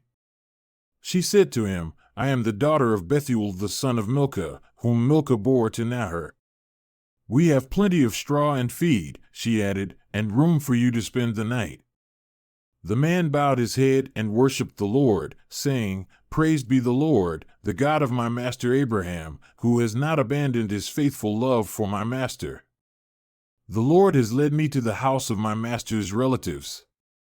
The young woman ran and told her mother's household all about these things. Now Rebekah had a brother named Laban. Laban rushed out to meet the man at the spring. When he saw the bracelets on his sister's wrists and the nose ring and heard his sister Rebekah say, "This is what the man said to me," he went out to meet the man. There he was, standing by the camels near the spring. Laban said to him, "Come, you who are blessed by the Lord. Why are you standing out here when I have prepared the house and a place for the camels?" So Abraham's servant went to the house and unloaded the camels. Straw and feed were given to the camels, and water was provided so that he and the men who were with him could wash their feet. When food was served, he said, "I will not eat until I have said what I want to say." "Tell us," Laban said. "I am the servant of Abraham," he began. "The Lord has richly blessed my master, and he has become very wealthy. The Lord has given him sheep and cattle, silver and gold, male and female servants, and camels and donkeys." Genesis 25. Abraham had taken another wife, whose name was Keturah. She bore him Zimran, Jokshan, Medan, Midian, Ishbak, and Shua. Jokshan was the father of Sheba and Dedan. The descendants of Dedan were the Asherites, the Letushites, and the Lumites. The sons of Midian were Ephah, Epher, Hanok, Abida, and Eldah. All these were descendants of Keturah. Abraham left everything he owned to Isaac. But while he was still living, he gave gifts to the sons of his concubines and sent them away from his son Isaac to the land of the east. Abraham lived 175 years. Then Abraham breathed his last and died at a good old age, an old man and full of years, and he was gathered to his people. His sons Isaac and Ishmael buried him in the cave of Machpelah near Mamre, in the field of Ephron son of Zohar the Hittite, the field Abraham had bought from the Hittites. There Abraham was buried with his wife Sarah. After Abraham's death, God blessed his son Isaac, who then lived near Beer Lahai Roi. Ishmael's sons. This is the account of the family line of Abraham's son Ishmael, whom Sarah's slave, Hagar the Egyptian, bore to Abraham. These are the names of the sons of Ishmael, listed in the order of their birth: Nebaioth the firstborn of Ishmael, Kedar, Adbeel, Mibsam, Mishma, Dumah, Massa, Hadad, Tema, Jetur, Naphish, and Kedemah. These were the sons of Ishmael, and these are the names of the 12 tribal rulers according to their settlements and camps. Ishmael lived 137 years. He breathed his last and died, and he was gathered to his people. His descendants settled in the area from Havilah to Shur, near the eastern border of Egypt, as you go toward Ashur. And they lived in hostility toward all the tribes related to them. Jacob and Esau. This is the account of the family line of Abraham's son Isaac. Abraham became the father of Isaac, and Isaac was 40 years old when he married Rebekah, daughter of Bethuel the Aramean from Paddan Aram and sister of Laban the Aramean. Isaac prayed to the Lord on behalf of his wife, because she was childless. The Lord answered his prayer, and his wife Rebekah became pregnant. The babies jostled each other within her, and she said, "Why is this happening to me?" So she went to inquire of the Lord. The Lord said to her, "2 nations are in your womb, and 2 peoples from within you will be separated. 1 people will be stronger than the other, and the older will serve the younger." When the time came for her to give birth, there were twin boys in her womb. The first to come out was red, and his whole body was like a hairy garment, so they named him Esau. After this, his brother came out, with his hand grasping Esau's heel, so he was named Jacob. Isaac was 60 years old when Rebekah gave birth to them.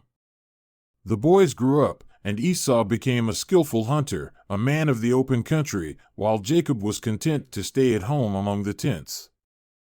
Isaac, who had a taste for wild game, loved Esau, but Rebekah loved Jacob. Once when Jacob was cooking some stew, Esau came in from the open country, famished. He said to Jacob, "Quick, let me have some of that red stew. I'm famished." That is why he was also called Edom. Jacob replied, "First sell me your birthright." "Look, I am about to die," Esau said. "What good is the birthright to me?" But Jacob said, "Swear to me first." So he swore an oath to him, selling his birthright to Jacob. Then Jacob gave Esau some bread and some lentil stew. He ate and drank, and then got up and left. So Esau despised his birthright. Genesis 26. Now there was a famine in the land, besides the previous famine in Abraham's time, and Isaac went to Abimelech king of the Philistines in Gerar.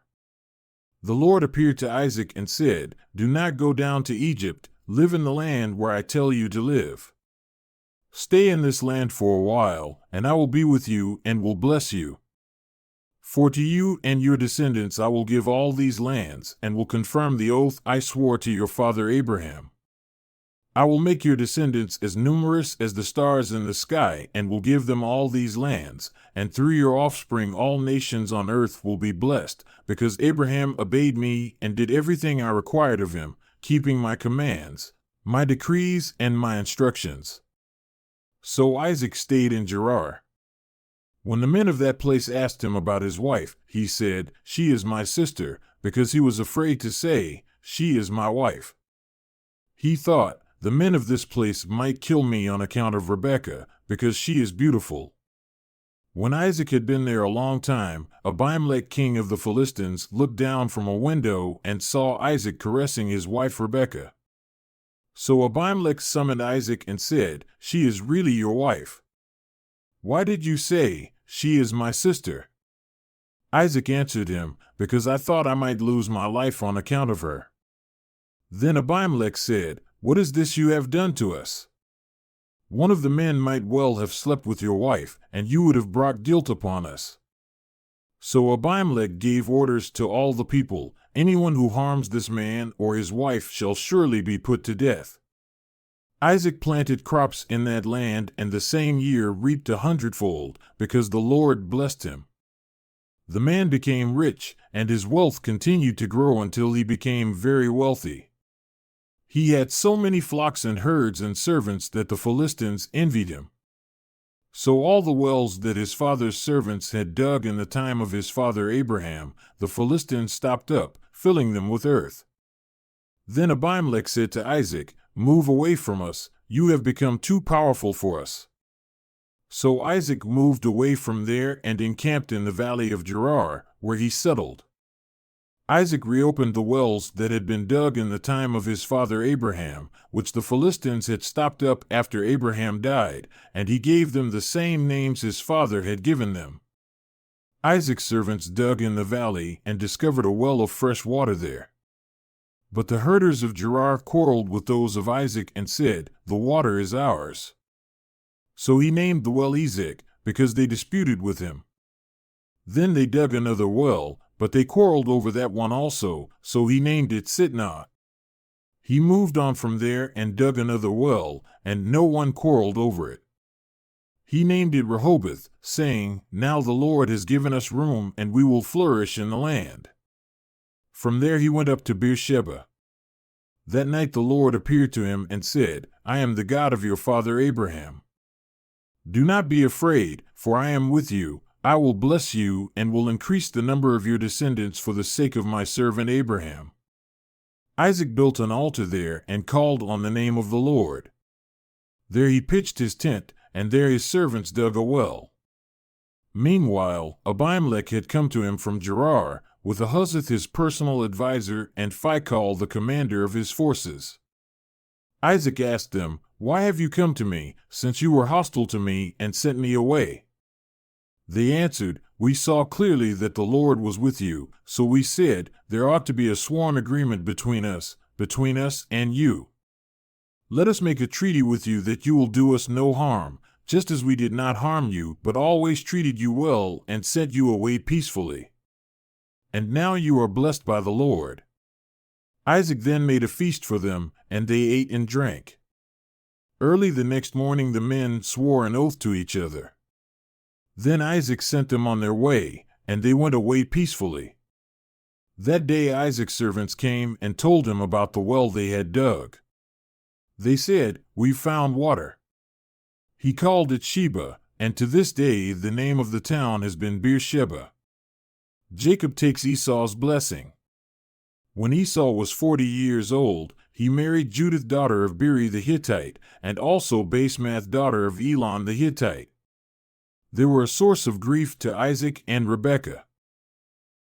Genesis 27.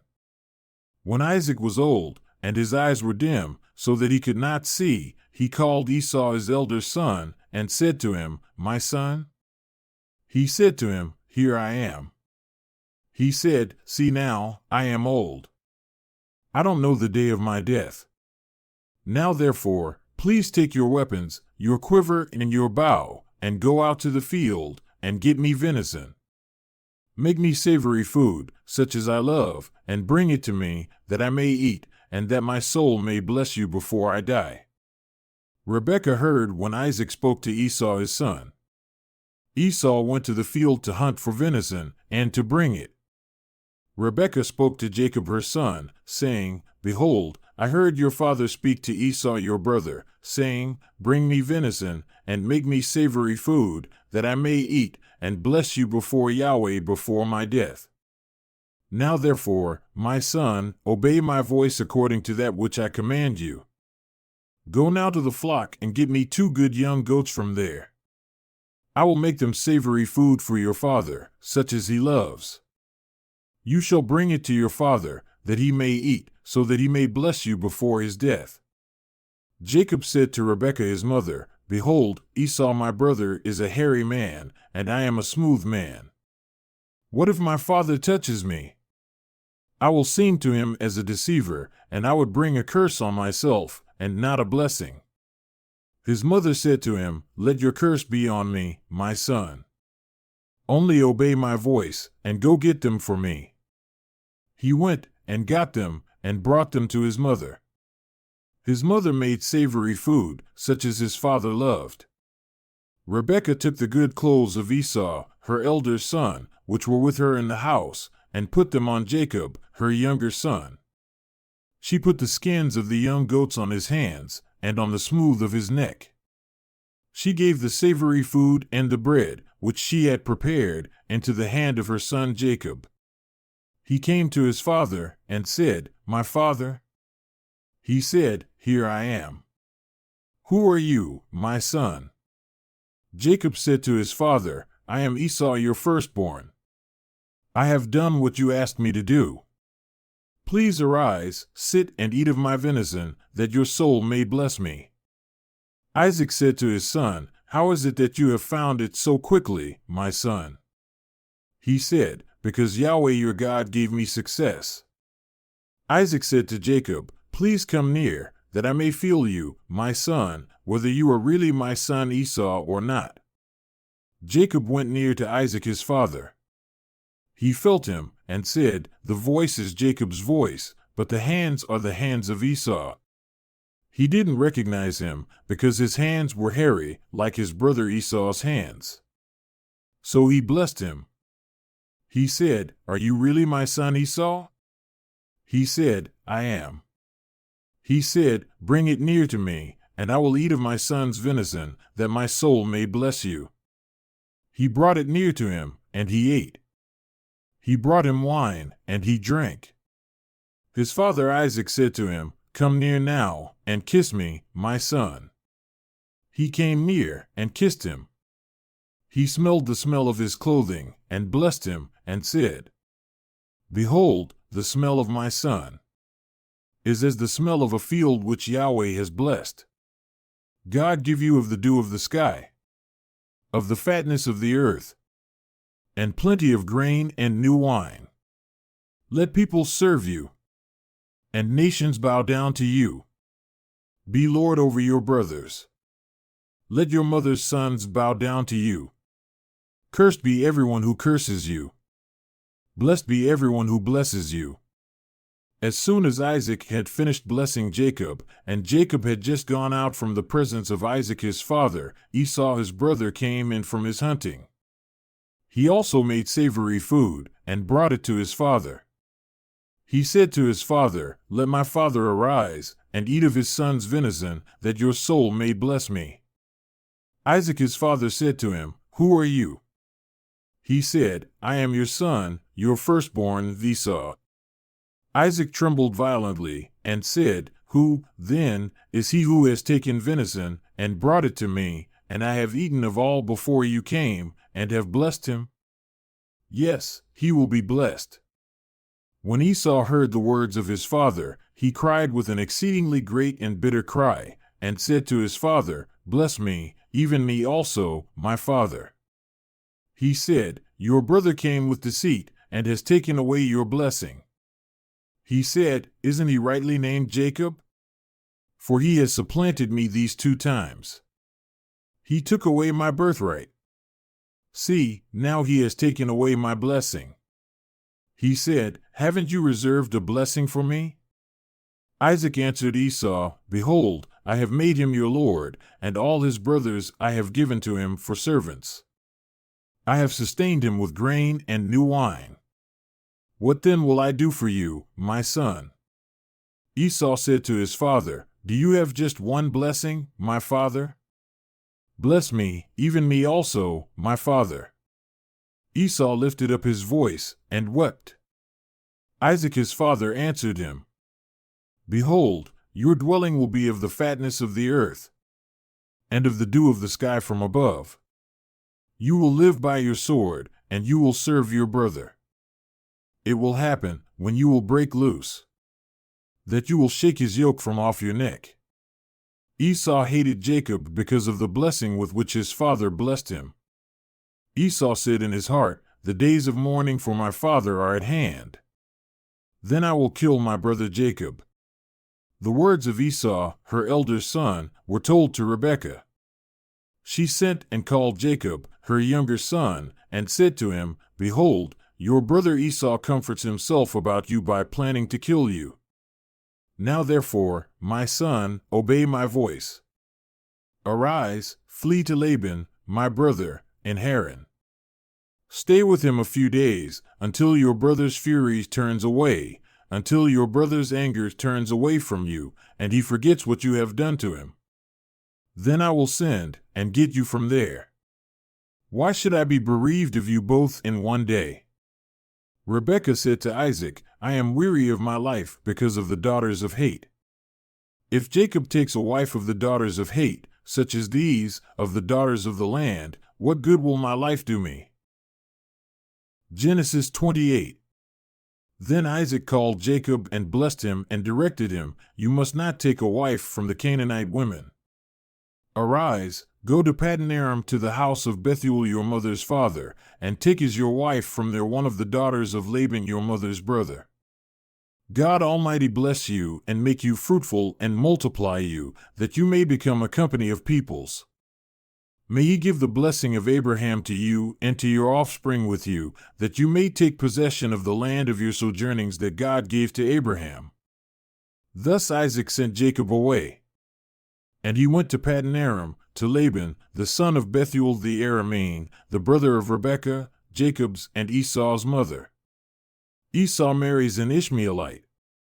Now Esau saw that Isaac had blessed Jacob and sent him away to Paddan Aram to take a wife from there, and that as he blessed him he directed him, You must not take a wife from the Canaanite women, and that Jacob had obeyed his father and his mother and gone to Paddan Aram. So when Esau saw that the Canaanite women did not please Isaac his father, Esau went to Ishmael and took as his wife, besides the wives he had, Mahalath the daughter of Ishmael, Abraham's son, the sister of Nebaioth. Jacob's dream. Jacob left Beersheba and went toward Haran.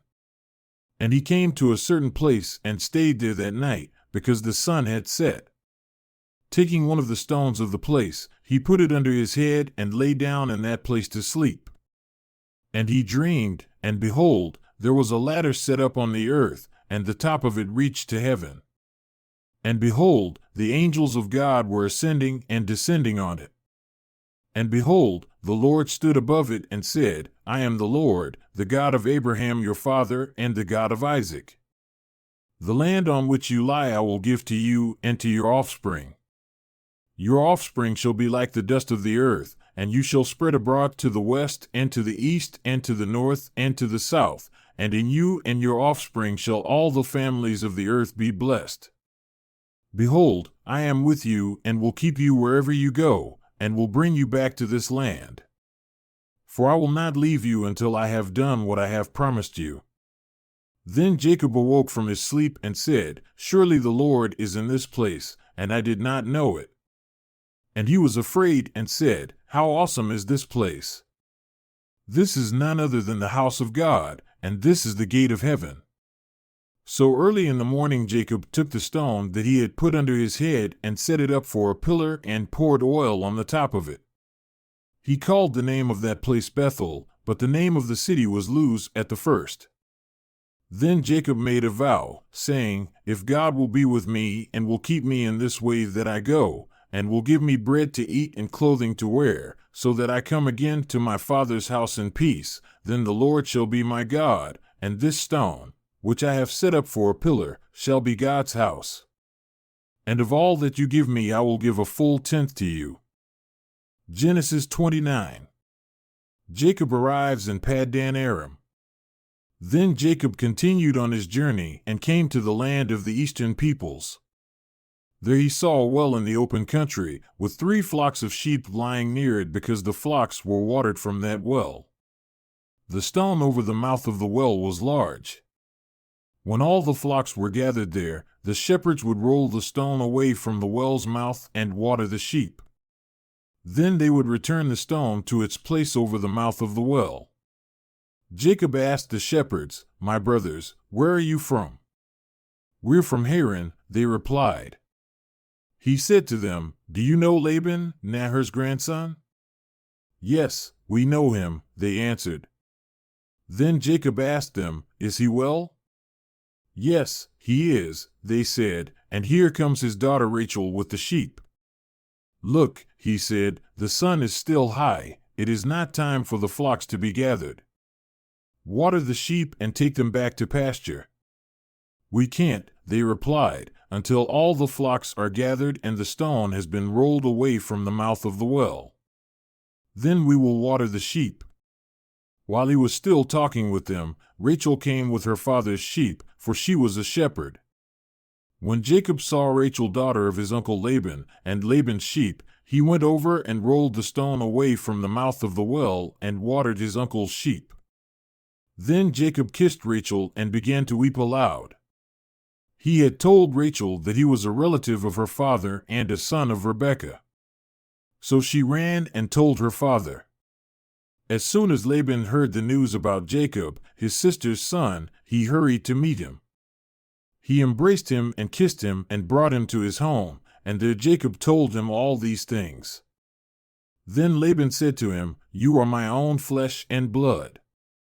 Jacob marries Leah and Rachel. After Jacob had stayed with him for a whole month, Laban said to him, "Just because you are a relative of mine, should you work for me for nothing? Tell me what your wages should be." Now Laban had 2 daughters. The name of the older was Leah, and the name of the younger was Rachel. Leah had weak eyes, but Rachel had a lovely figure and was beautiful. Jacob was in love with Rachel and said, "I'll work for you 7 years in return for your younger daughter Rachel." Laban said, "It's better that I give her to you than to some other man. Stay here with me." So Jacob served 7 years to get Rachel, but they seemed like only a few days to him because of his love for her. Then Jacob said to Laban, "Give me my wife. My time is completed, and I want to make love to her." So Laban brought together all the people of the place and gave a feast. But when evening came, he took his daughter Leah and brought her to Jacob, and Jacob made love to her. And Laban gave his servant Zilpah to his daughter as her attendant. When morning came, there was Leah. So Jacob said to Laban, "What is this you have done to me? I served you for Rachel, didn't I? Why have you deceived me?" Laban replied, "It is not our custom here to give the younger daughter in marriage before the older one. Finish this daughter's bridal week, then we will give you the younger one also, in return for another 7 years of work." And Jacob did so. He finished the week with Leah, and then Laban gave him his daughter Rachel to be his wife. Laban gave his servant Bilhah to his daughter Rachel as her attendant. Jacob made love to Rachel also, and his love for Rachel was greater than his love for Leah. And he worked for Laban another 7 years. Jacob's children. When the Lord saw that Leah was not loved, he enabled her to conceive, but Rachel remained childless. Leah became pregnant and gave birth to a son. She named him Reuben, for she said, "It is because the Lord has seen my misery. Surely my husband will love me now." She conceived again, and when she gave birth to a son she said, "Because the Lord heard that I am not loved, he gave me this one too." So she named him Simeon. Again she conceived, and when she gave birth to a son she said, "Now at last my husband will become attached to me, because I have borne him 3 sons." So he was named Levi. She conceived again, and when she gave birth to a son she said, "This time I will praise the Lord." So she named him Judah. Then she stopped having children. Genesis 30. When Rachel saw that she was not bearing Jacob any children, she became jealous of her sister. So she said to Jacob, "Give me children, or I'll die." Jacob became angry with her and said, "Am I in the place of God, who has kept you from having children?" Then she said, "Here is Bilhah, my servant. Sleep with her so that she can bear children for me, and I too can build a family through her." So she gave him her servant Bilhah as a wife. Jacob slept with her, and she became pregnant and bore him a son. Then Rachel said, "God has vindicated me, he has listened to my plea and given me a son." Because of this she named him Dan. Rachel's servant Bilhah conceived again and bore Jacob a second son. Then Rachel said, I have had a great struggle with my sister, and I have won. So she named him Naphtali. When Leah saw that she had stopped having children, she took her servant Zilpah and gave her to Jacob as a wife. Leah's servant Zilpah bore Jacob a son. Then Leah said, What good fortune! So she named him Gad. Leah's servant Zilpah bore Jacob a second son. Then Leah said, How happy I am! The women will call me happy. So she named him Asher. During wheat harvest, Reuben went out into the fields and found some mandrake plants, which he brought to his mother Leah. Rachel said to Leah, Please give me some of your son's mandrakes. But she said to her, Wasn't it enough that you took away my husband? Will you take my son's mandrakes too? Very well, Rachel said, He can sleep with you tonight in return for your son's mandrakes. So when Jacob came in from the fields that evening, Leah went out to meet him. You must sleep with me, she said. I have hired you with my son's mandrakes. So he slept with her that night. God listened to Leah, and she became pregnant and bore Jacob a fifth son. Then Leah said, God has rewarded me for giving my servant to my husband. So she named him Issachar. Leah conceived again and bore Jacob a sixth son. Then Leah said, God has presented me with a precious gift. This time my husband will treat me with honor because I have borne him 6 sons. So she named him Zebulun. Sometime later she gave birth to a daughter and named her Dinah. Then God remembered Rachel, He listened to her and enabled her to conceive. She became pregnant and gave birth to a son and said, God has taken away my disgrace. She named him Joseph and said, May the Lord add to me another son. Jacob's flocks increase.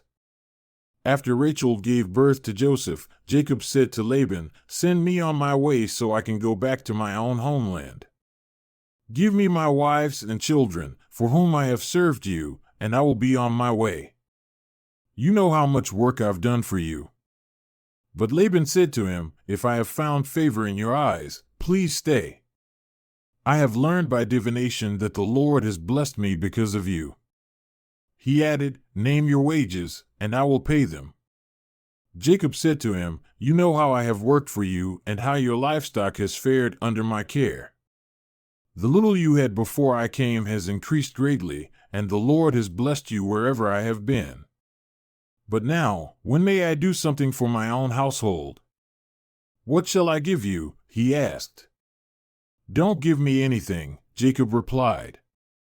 But if you will do this one thing for me, I will go on tending your flocks and watching over them. Let me go through all your flocks today and remove from them every speckled or spotted sheep, every dark-colored lamb, and every spotted or speckled goat. They will be my wages. And my honesty will testify for me in the future, whenever you check on the wages you have paid me. Any goat in my possession that is not speckled or spotted, or any lamb that is not dark-colored, will be considered stolen. Agreed, said Laban. Let it be as you have said. That same day he removed all the male goats that were streaked or spotted, and all the speckled or spotted female goats, all that had white on them, and all the dark-colored lambs, and he placed them in the care of his sons. Then he put a 3-day journey between himself and Jacob, while Jacob continued to tend the rest of Laban's flocks. Jacob, however, took fresh-cut branches from poplar, almond, and plane trees and made white stripes on them by peeling the bark and exposing the white inner wood of the branches. Then he placed the peeled branches in all the watering troughs, so that they would be directly in front of the flocks when they came to drink. When the flocks were in heat and came to drink, they made it in front of the branches. And they bore young that were streaked or speckled or spotted.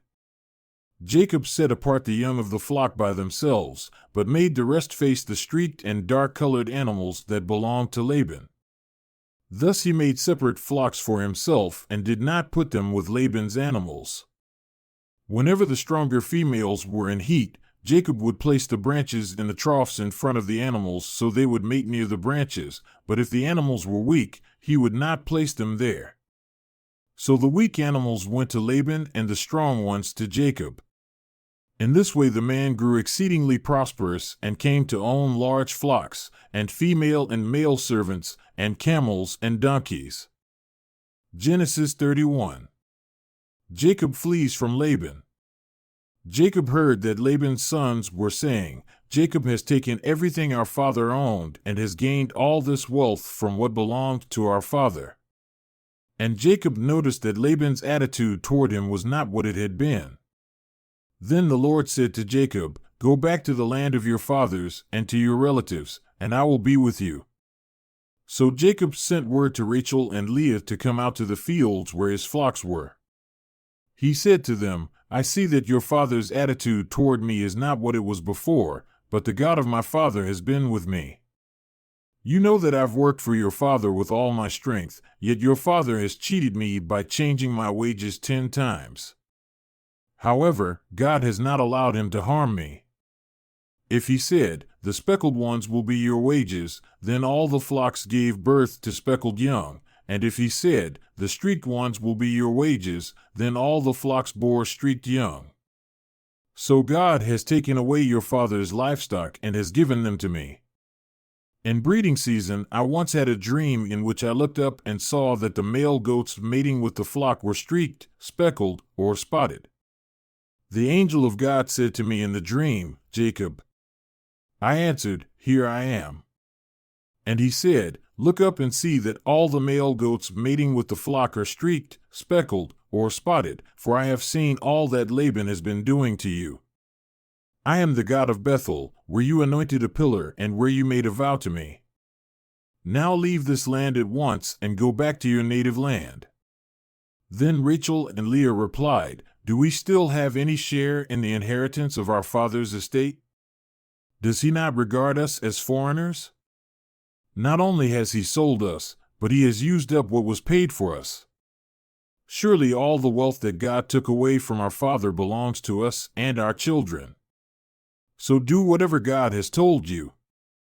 Then Jacob put his children and his wives on camels, and he drove all his livestock ahead of him, along with all the goods he had accumulated in Paddan Aram, to go to his father Isaac in the land of Canaan. When Laban had gone to shear his sheep, Rachel stole her father's household gods. Moreover, Jacob deceived Laban the Aramean by not telling him he was running away. So he fled with all he had, crossed the Euphrates River, and headed for the hill country of Gilead. On the 3rd day Laban was told that Jacob had fled. Taking his relatives with him, he pursued Jacob for 7 days and caught up with him in the hill country of Gilead. Then God came to Laban the Aramean in a dream at night and said to him, 'Be careful not to say anything to Jacob, either good or bad.' Jacob had pitched his tent in the hill country of Gilead when Laban overtook him, and Laban and his relatives camped there too. Then Laban said to Jacob, 'What have you done? You've deceived me, and you've carried off my daughters like captives in war. Why did you run off secretly and deceive me? Why didn't you tell me, so I could send you away with joy and singing to the music of timbrels and harps? You didn't even let me kiss my grandchildren and my daughters goodbye. You have done a foolish thing. I have the power to harm you, but last night the God of your father said to me, 'Be careful not to say anything to Jacob, either good or bad.' Now you have gone off because you long to return to your father's household. But why did you steal my gods?" Jacob answered Laban, "I was afraid because I thought you would take your daughters away from me by force. But if you find anyone who has your gods, that person shall not live. In the presence of our relatives, see for yourself whether there is anything of yours here with me, and if so, take it." Now Jacob did not know that Rachel had stolen the gods. So Laban went into Jacob's tent and into Leah's tent and into the tent of the 2 female servants, but he found nothing. After he came out of Leah's tent, he entered Rachel's tent. Now Rachel had taken the household gods and put them inside her camel's saddle and was sitting on them. Laban searched through everything in the tent, but found nothing. Rachel said to her father, "Don't be angry, my lord, that I cannot stand up in your presence. I'm having my period." So he searched, but could not find the household gods. Jacob was angry and took Laban to task. "What is my crime?" he asked Laban. "How have I wronged you that you hunt me down? Now that you have searched through all my goods, what have you found that belongs to your household? Put it here in front of your relatives and mine, and let them judge between the two of us. I have been with you for 20 years now. Your sheep and goats have not miscarried, nor have I eaten rams from your flocks. I did not bring you animals torn by wild beasts, I bore the loss myself. And you demanded payment from me for whatever was stolen by day or night. This was my situation. The heat consumed me in the daytime and the cold at night, and sleep fled from my eyes. It was like this for the 20 years I was in your household. I worked for you 14 years for your 2 daughters and 6 years for your flocks, and you changed my wages 10 times. If the God of my father, the God of Abraham and the fear of Isaac, had not been with me, you would surely have sent me away empty-handed. But God has seen my hardship and the toil of my hands, and last night he rebuked you." Laban answered Jacob, "The women are my daughters, the children are my children, and the flocks are my flocks. All you see is mine. Yet what can I do today about these daughters of mine, or about the children they have borne? Come now, let's make a covenant, you and I, and let it serve as a witness between us." So Jacob took a stone and set it up as a pillar. He said to his relatives, "Gather some stones." So they took stones and piled them in a heap, and they ate there by the heap. Laban called it Jegar-Sahadutha, and Jacob called it Galeed. Laban said, "This heap is a witness between you and me today." That is why it was called Galeed. It was also called Mizpah, because he said, "May the Lord keep watch between you and me when we are away from each other. If you mistreat my daughters, or if you take any wives besides my daughters, even though no one is with us, remember that God is a witness between you and me." Laban also said to Jacob, "Here is this heap, and here is this pillar I have set up between you and me. This heap is a witness, and this pillar is a witness, that I will not go past this heap to your side to harm you, and that you will not go past this heap and pillar to my side to harm me. May the God of Abraham and the God of Nahor, the God of their father, judge between us." So Jacob took an oath in the name of the fear of his father Isaac. He offered a sacrifice there in the hill country and invited his relatives to a meal. After they had eaten, they spent the night there. Early the next morning Laban kissed his grandchildren and his daughters and blessed them. Then he left and returned home. Genesis 32. Jacob prepares to meet Esau. Jacob also went on his way, and the angels of God met him. When Jacob saw them, he said, "This is the camp of God." So he named that place Mahanaim. Jacob sent messengers ahead of him to his brother Esau in the land of Seir, the country of Edom. He instructed them, "This is what you are to say to my lord Esau. Your servant Jacob says, I have been staying with Laban and have remained there till now. I have cattle and donkeys, sheep and goats, male and female servants. Now I am sending this message to my lord, that I may find favor in your eyes." When the messengers returned to Jacob, they said, "We went to your brother Esau, and now he is coming to meet you, and 400 men are with him." In great fear and distress Jacob divided the people who were with him into 2 groups, and the flocks and herds and camels as well. He thought, if Esau comes and attacks one group, the group that is left may escape.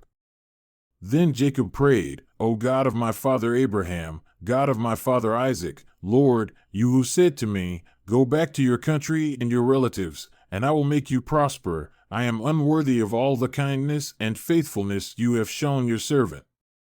I had only my staff when I crossed this Jordan, but now I have become two camps. Save me, I pray, from the hand of my brother Esau, for I am afraid he will come and attack me, and also the mothers with their children. But you have said, I will surely make you prosper and will make your descendants like the sand of the sea, which cannot be counted. He spent the night there, and from what he had with him he selected a gift for his brother Esau, 200 female goats and 20 male goats, 200 ewes and 20 rams, 30 female camels with their young, 40 cows and 10 bulls, and 20 female donkeys and 10 male donkeys. He put them in the care of his servants, each herd by itself, and said to his servants, Go ahead of me, and keep some space between the herds.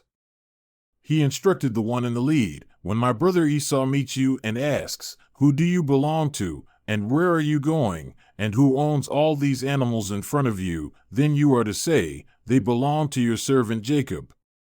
They are a gift sent to my lord Esau, and he is coming behind us. He also instructed the second, the third, and all the others who followed the herds, You are to say the same thing to Esau when you meet him.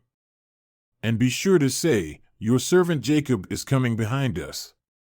For he thought, I will pacify him with these gifts I am sending on ahead. Later, when I see him, perhaps he will receive me. So Jacob's gifts went on ahead of him, but he himself spent the night in the camp. Jacob wrestles with God. That night Jacob got up and took his 2 wives, his 2 female servants and his 11 sons, and crossed the ford of the Jabbok. After he had sent them across the stream, he sent over all his possessions. So Jacob was left alone, and a man wrestled with him till daybreak.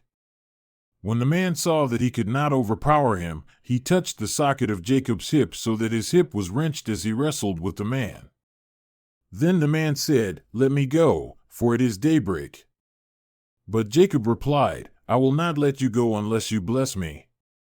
The man asked him, What is your name? Jacob, he answered. Then the man said, Your name will no longer be Jacob, but Israel, because you have struggled with God and with humans and have overcome. Jacob said, Please tell me your name. But he replied, Why do you ask my name? Then he blessed him there. So Jacob called the place Peniel, saying, It is because I saw God face to face, and yet my life was spared. The sun rose above him as he passed Peniel, and he was limping because of his hip. Therefore to this day the Israelites do not eat the tendon attached to the socket of the hip, because the socket of Jacob's hip was touched near the tendon. Genesis 33. Jacob meets Esau.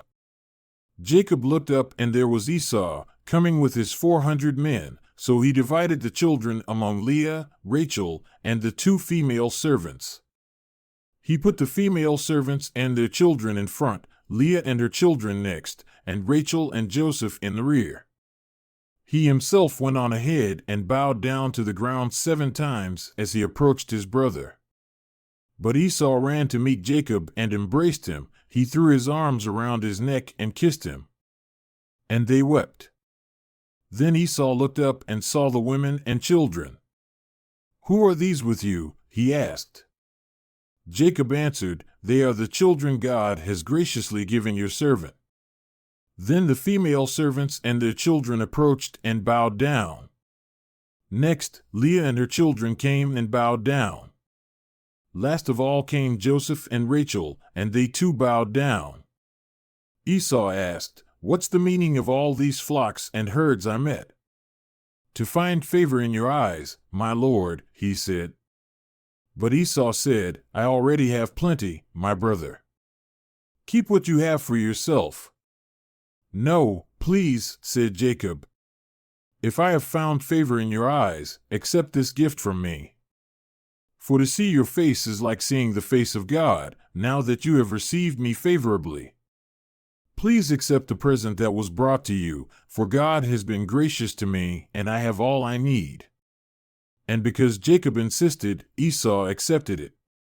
Then Esau said, Let us be on our way, I'll accompany you." But Jacob said to him, "My Lord knows that the children are tender and that I must care for the ewes and cows that are nursing their young. If they are driven hard just one day, all the animals will die. So let my Lord go on ahead of his servant, while I move along slowly at the pace of the flocks and herds before me and the pace of the children, until I come to my Lord in Seir." Esau said, "Then let me leave some of my men with you." "But why do that?" Jacob asked. "Just let me find favor in the eyes of my Lord." So that day Esau started on his way back to Seir. Jacob, however, went to Succoth, where he built a place for himself and made shelters for his livestock. That is why the place is called Succoth. After Jacob came from Paddan Aram, he arrived safely at the city of Shechem in Canaan and camped within sight of the city. For 100 pieces of silver, he bought from the sons of Hamor, the father of Shechem, the plot of ground where he pitched his tent. There he set up an altar and called it El Elo Israel. Genesis 34. Dinah and the Shechemites. Now Dinah, the daughter Leah had borne to Jacob, went out to visit the women of the land. When Shechem son of Hamor the Hivite, the ruler of that area, saw her, he took her and raped her. His heart was drawn to Dinah daughter of Jacob. He loved the young woman and spoke tenderly to her. And Shechem said to his father Hamor, "Get me this girl as my wife." When Jacob heard that his daughter Dinah had been defiled, his sons were in the fields with his livestock, so he did nothing about it until they came home. Then Shechem's father Hamor went out to talk with Jacob. Meanwhile, Jacob's sons had come in from the fields as soon as they heard what had happened. They were shocked and furious, because Shechem had done an outrageous thing in Israel by sleeping with Jacob's daughter, a thing that should not be done. But Hamor said to them, "My son Shechem has his heart set on your daughter. Please give her to him as his wife. Intermarry with us, give us your daughters, and take our daughters for yourselves. You can settle among us, the land is open to you. Live in it, trade in it, and acquire property in it." Then Shechem said to Dinah's father and brothers, "Let me find favor in your eyes, and I will give you whatever you ask. Make the price for the bride and the gift I am to bring as great as you like, and I'll pay whatever you ask me. Only give me the young woman as my wife." Because their sister Dinah had been defiled, Jacob's sons replied deceitfully as they spoke to Shechem and his father Hamor. They said to them, "We can't do such a thing. We can't give our sister to a man who is not circumcised. That would be a disgrace to us. We will enter into an agreement with you on one condition only, that you become like us by circumcising all your males. Then we will give you our daughters and take your daughters for ourselves. We'll settle among you and become one people with you. But if you will not agree to be circumcised, we'll take our sister and go." Their proposal seemed good to Hamor and his son Shechem. The young man, who was the most honored of all his father's family, lost no time in doing what they said, because he was delighted with Jacob's daughter. So Hamor and his son Shechem went to the gate of their city to speak to the men of their city. "These men are friendly toward us," they said. "Let them live in our land and trade in it. The land has plenty of room for them. We can marry their daughters and they can marry ours. But the men will agree to live with us as one people only on the condition that our males be circumcised, as they themselves are.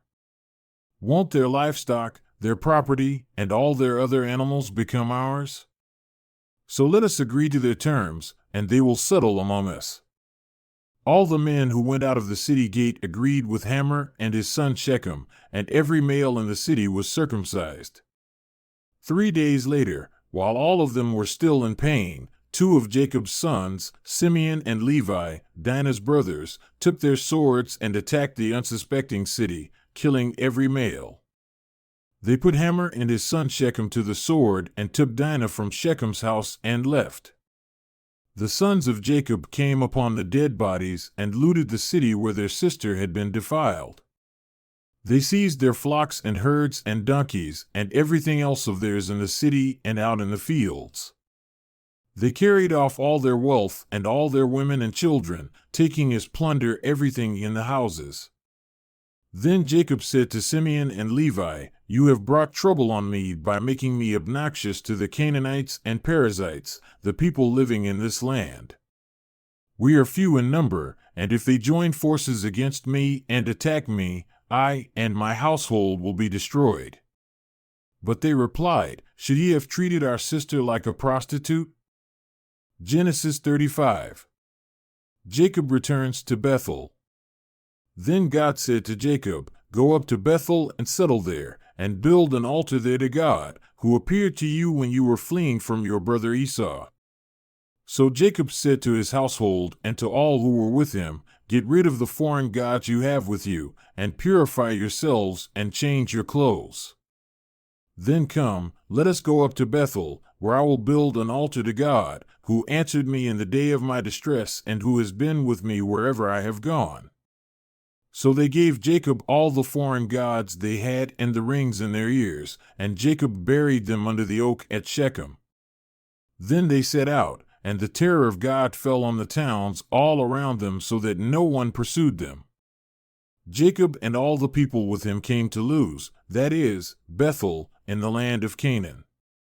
There he built an altar, and he called the place El Bethel, because it was there that God revealed himself to him when he was fleeing from his brother. Now Deborah, Rebekah's nurse, died and was buried under the oak outside Bethel. So it was named Allon-Bacuth. After Jacob returned from Paddan Aram, God appeared to him again and blessed him. God said to him, "Your name is Jacob, but you will no longer be called Jacob, your name will be Israel." So he named him Israel. And God said to him, "I am God Almighty, be fruitful and increase in number. A nation and a community of nations will come from you, and kings will be among your descendants. The land I gave to Abraham and Isaac I also give to you, and I will give this land to your descendants after you." Then God went up from him at the place where he had talked with him. Jacob set up a stone pillar at the place where God had talked with him, and he poured out a drink offering on it. He also poured oil on it. Jacob called the place where God had talked with him Bethel.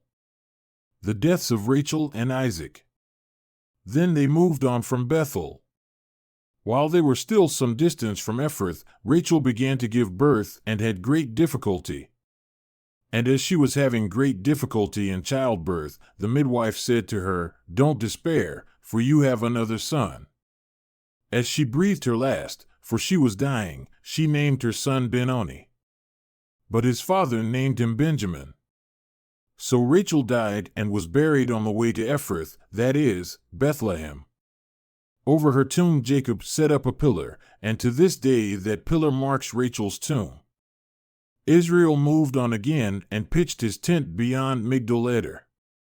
While Israel was living in that region, Reuben went in and slept with his father's concubine Bilhah, and Israel heard of it. Jacob had 12 sons. The sons of Leah. Reuben the firstborn of Jacob. Simeon, Levi, Judah, Issachar, and Zebulun. The sons of Rachel. Joseph and Benjamin. The sons of Rachel's servant Bilhah. Dan and Naphtali. The sons of Leah's servant Zilpah. Gad and Asher. These were the sons of Jacob, who were born to him in Paddan Aram. Jacob came home to his father Isaac in Mamre, near Kiriath Arba, that is, Hebron, where Abraham and Isaac had stayed. Isaac lived 180 years. Then he breathed his last and died, and was gathered to his people, old and full of years.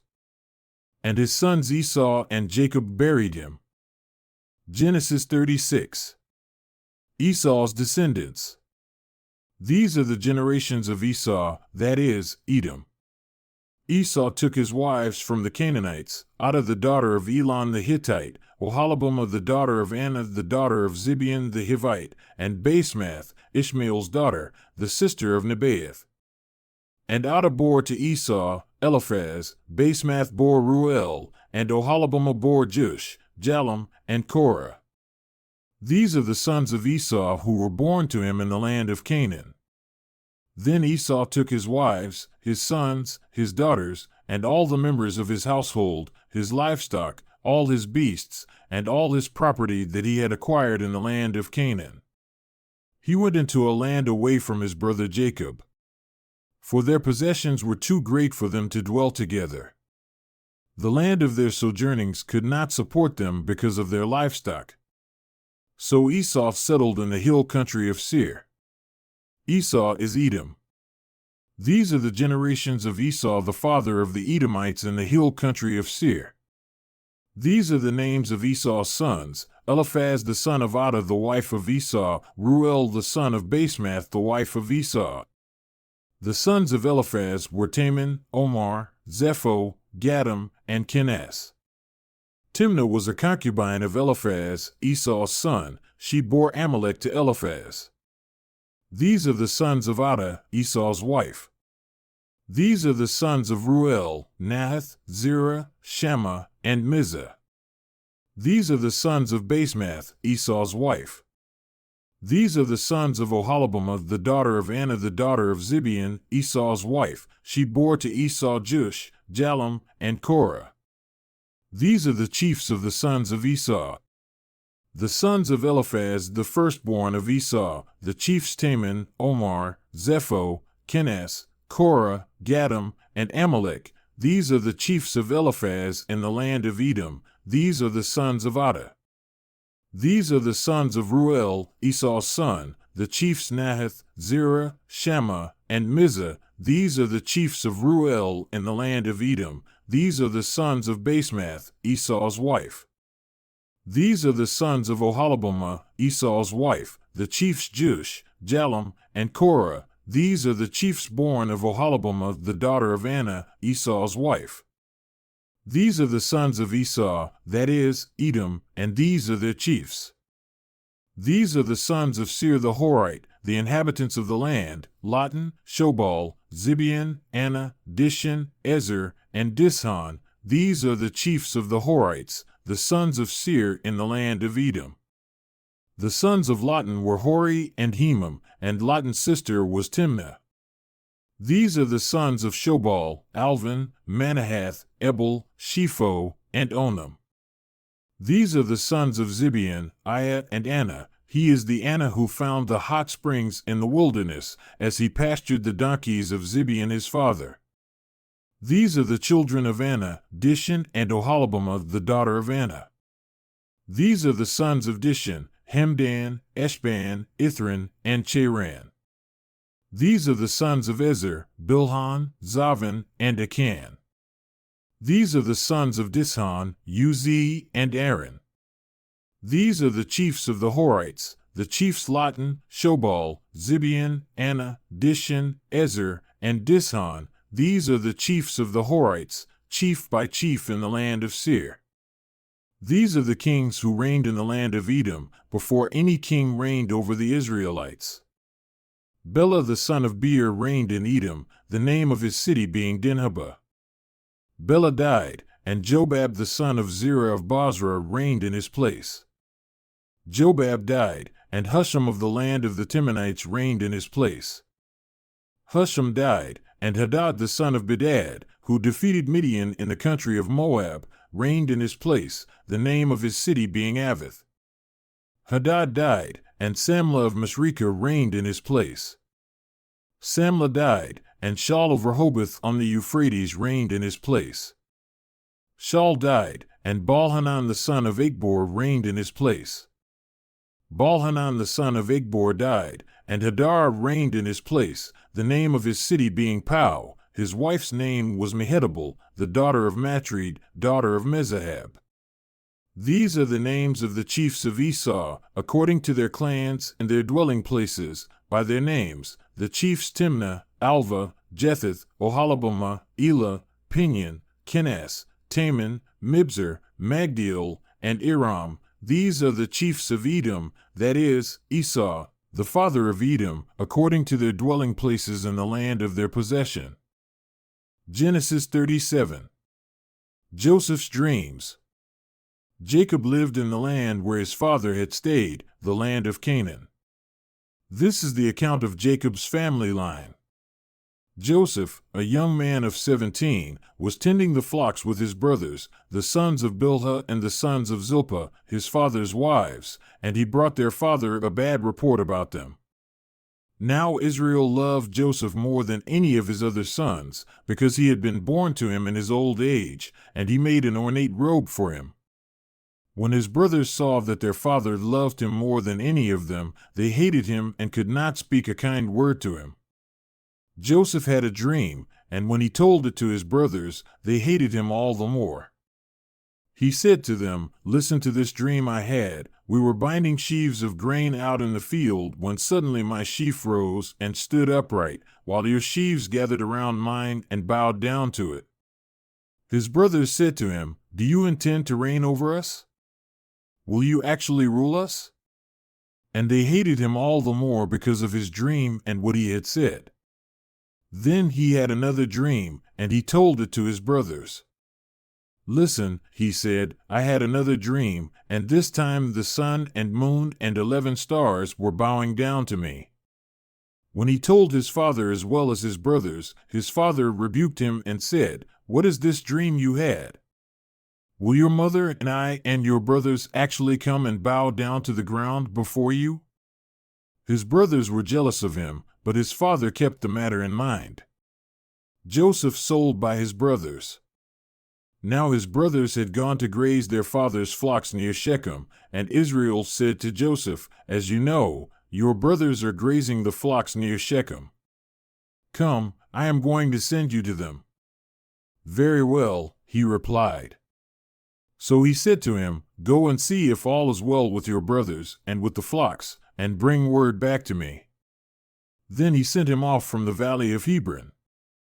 When Joseph arrived at Shechem, a man found him wandering around in the fields and asked him, "What are you looking for?" He replied, "I'm looking for my brothers." "Can you tell me where they are grazing their flocks?" "They have moved on from here," the man answered. "I heard them say, 'Let's go to Dothan.'" So Joseph went after his brothers and found them near Dothan. But they saw him in the distance, and before he reached them, they plotted to kill him. "Here comes that dreamer," they said to each other. "Come now, let's kill him and throw him into one of these cisterns and say that a ferocious animal devoured him. Then we'll see what comes of his dreams."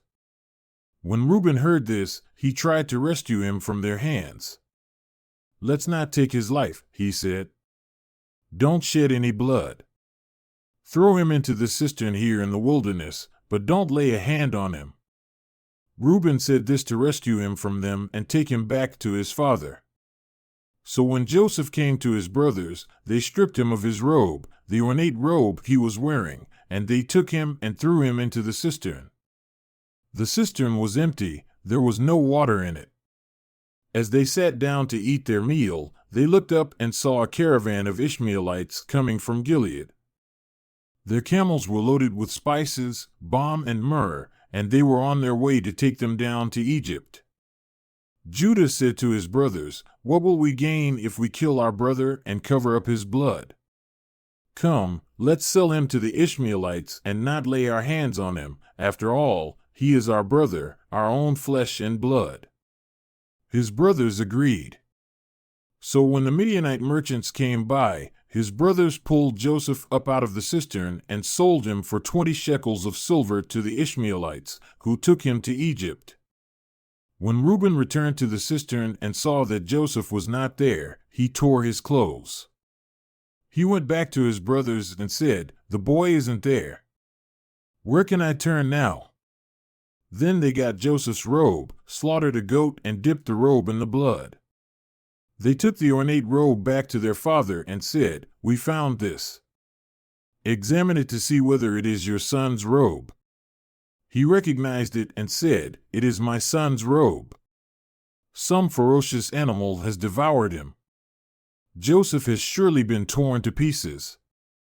Then Jacob tore his clothes, put on sackcloth and mourned for his son many days. All his sons and daughters came to comfort him, but he refused to be comforted. "No," he said, "I will continue to mourn until I join my son in the grave." So his father wept for him. Meanwhile, the Midianites sold Joseph in Egypt to Potiphar, one of Pharaoh's officials, the captain of the guard.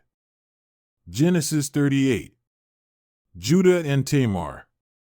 It happened at that time that Judah went down from his brothers and turned aside to a certain Adullamite, whose name was Hira. The Judah saw the daughter of a certain Canaanite whose name was Shua.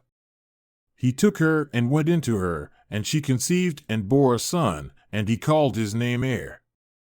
She conceived again and bore a son, and she called his name Onan. Yet again she bore a son, and she called his name Shelah. Judah was in Chezib when she bore him. And Judah took a wife for Er his firstborn, and her name was Tamar. But Er, Judah's firstborn, was wicked in the sight of the Lord, and the Lord put him to death. Then Judah said to Onan, "Go into your brother's wife and perform the duty of a brother-in-law to her, and raise up offspring for your brother." But Onan knew that the offspring would not be his. So whenever he went into his brother's wife, he would waste the semen on the ground, so as not to give offspring to his brother. And what he did was wicked in the sight of the Lord, and he put him to death also. Then Judah said to Tamar his daughter-in-law, "Remain a widow in your father's house, till Shelah my son grows up," for he feared that he would die, like his brothers. So Tamar went and remained in her father's house. In the course of time the wife of Judah, Shua's daughter, died. When Judah was comforted, he went up to Timnah to his sheep-shearers, he and his friend Hira the Adullamite. And when Tamar was told, "Your father-in-law is going up to Timnah to shear his sheep," she took off her widow's garments and covered herself with a veil, wrapping herself up, and sat at the entrance to Enaim, which is on the road to Timnah. For she saw that Shelah was grown up, and she had not been given to him in marriage. When Judah saw her, he thought she was a prostitute, for she had covered her face. He turned to her at the roadside and said, "Come, let me come in to you," for he did not know that she was his daughter-in-law. She said, "What will you give me, that you may come in to me?" He answered, "I will send you a young goat from the flock." And she said, "If you give me a pledge, until you send it." He said, "What pledge shall I give you?" She replied, "Your signet and your cord and your staff that is in your hand." So he gave them to her and went into her, and she conceived by him. Then she arose and went away, and taking off her veil she put on the garments of her widowhood. When Judah sent the young goat by his friend the Adullamite to take back the pledge from the woman's hand, he did not find her. And he asked the men of the place, "Where is the cult prostitute who was at Enaim at the roadside?" And they said, "No cult prostitute has been here." So he returned to Judah and said, "I have not found her." Also, the men of the place said, "No cult prostitute has been here." And Judah replied, "Let her keep the things as her own, or we shall be laughed at. You see, I sent this young goat, and you did not find her." About 3 months later Judah was told, "Tamar your daughter-in-law has been immoral.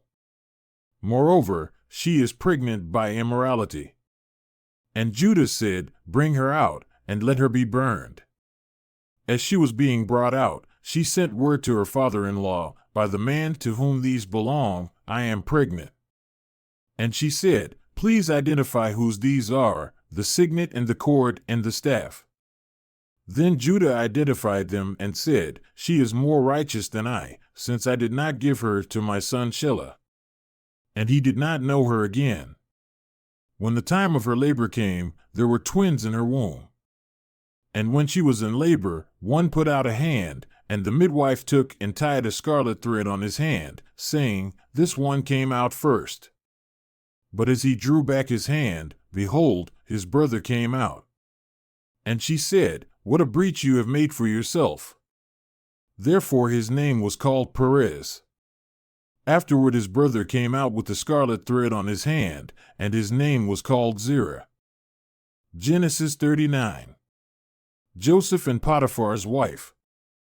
Now Joseph had been taken down to Egypt. Potiphar, an Egyptian who was one of Pharaoh's officials, the captain of the guard, bought him from the Ishmaelites who had taken him there. The Lord was with Joseph so that he prospered, and he lived in the house of his Egyptian master. When his master saw that the Lord was with him and that the Lord gave him success in everything he did, Joseph found favor in his eyes and became his attendant. Potiphar put him in charge of his household, and he entrusted to his care everything he owned. From the time he put him in charge of his household and of all that he owned, the Lord blessed the household of the Egyptian because of Joseph. The blessing of the Lord was on everything Potiphar had, both in the house and in the field. So Potiphar left everything he had in Joseph's care. With Joseph in charge, he did not concern himself with anything except the food he ate. Now Joseph was well built and handsome, and after a while his master's wife took notice of Joseph and said, "Come to bed with me." But he refused. With me in charge, he told her, my master does not concern himself with anything in the house. Everything he owns he has entrusted to my care. No one is greater in this house than I am. My master has withheld nothing from me except you, because you are his wife. How then could I do such a wicked thing and sin against God? And though she spoke to Joseph day after day, he refused to go to bed with her or even be with her. One day he went into the house to attend to his duties, and none of the household servants was inside. She caught him by his cloak and said, "Come to bed with me." But he left his cloak in her hand and ran out of the house. When she saw that he had left his cloak in her hand and had run out of the house, she called her household servants. "Look," she said to them, "this Hebrew has been brought to us to make sport of us. He came in here to sleep with me, but I screamed. When he heard me scream for help, he left his cloak beside me and ran out of the house." She kept his cloak beside her until his master came home. Then she told him this story, "That Hebrew slave you brought us came to me to make sport of me. But as soon as I screamed for help, he left his cloak beside me and ran out of the house."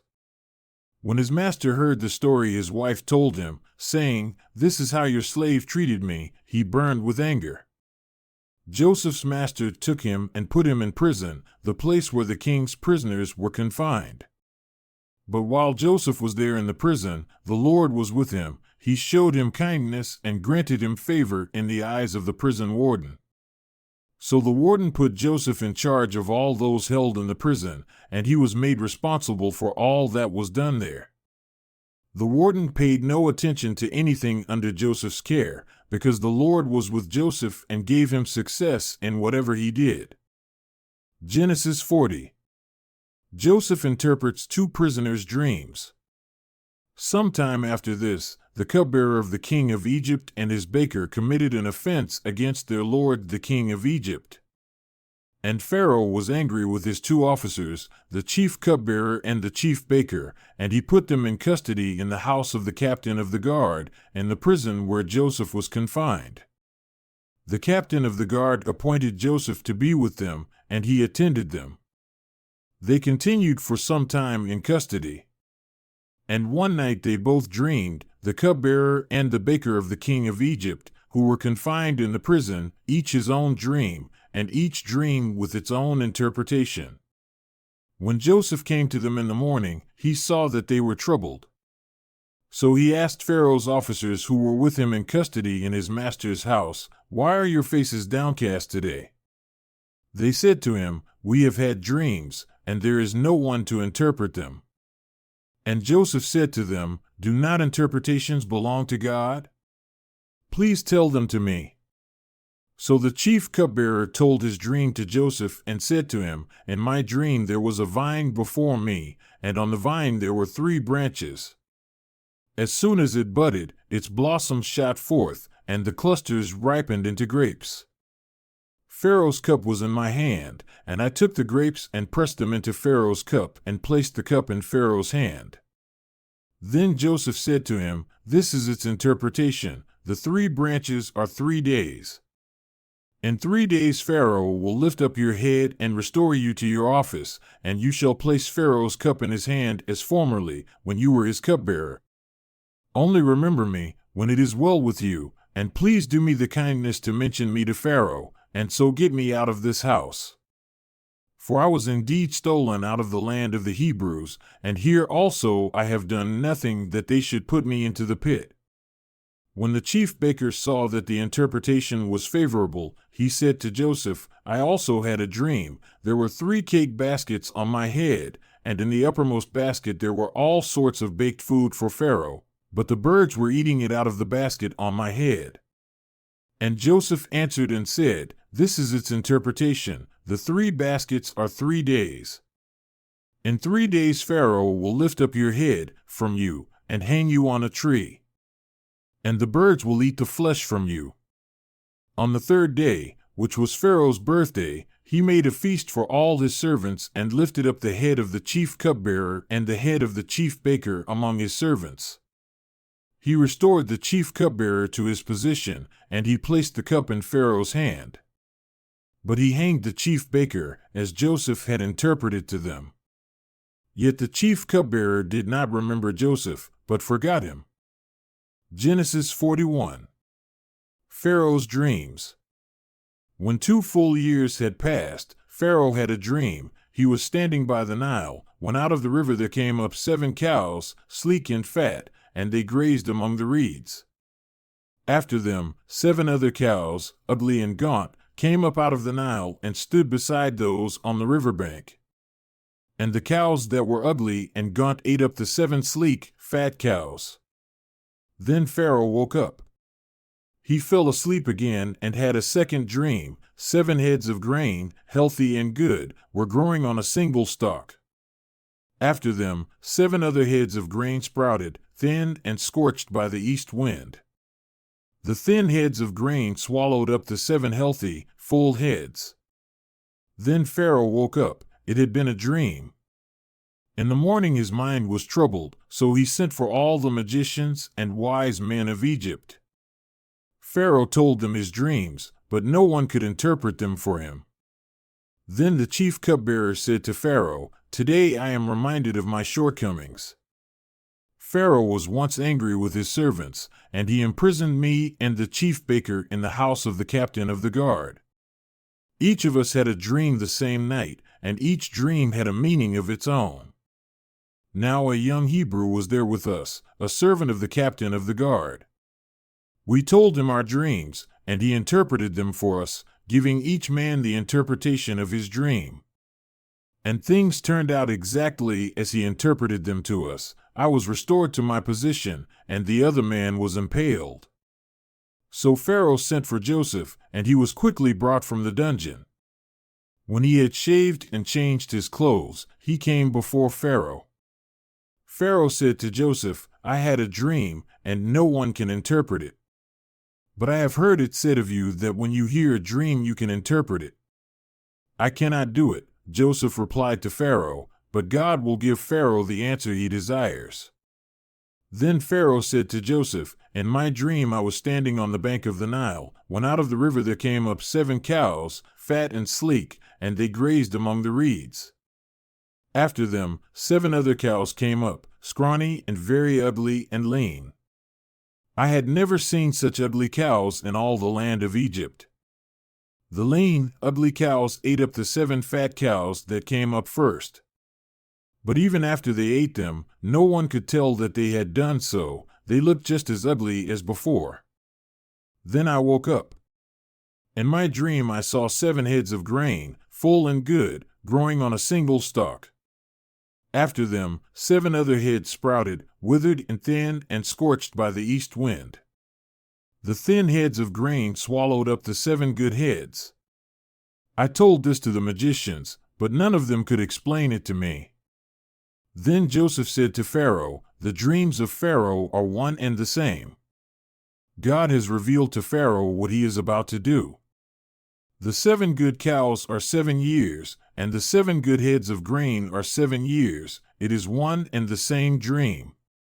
The 7 lean, ugly cows that came up afterward are 7 years, and so are the 7 worthless heads of grain scorched by the east wind. They are 7 years of famine.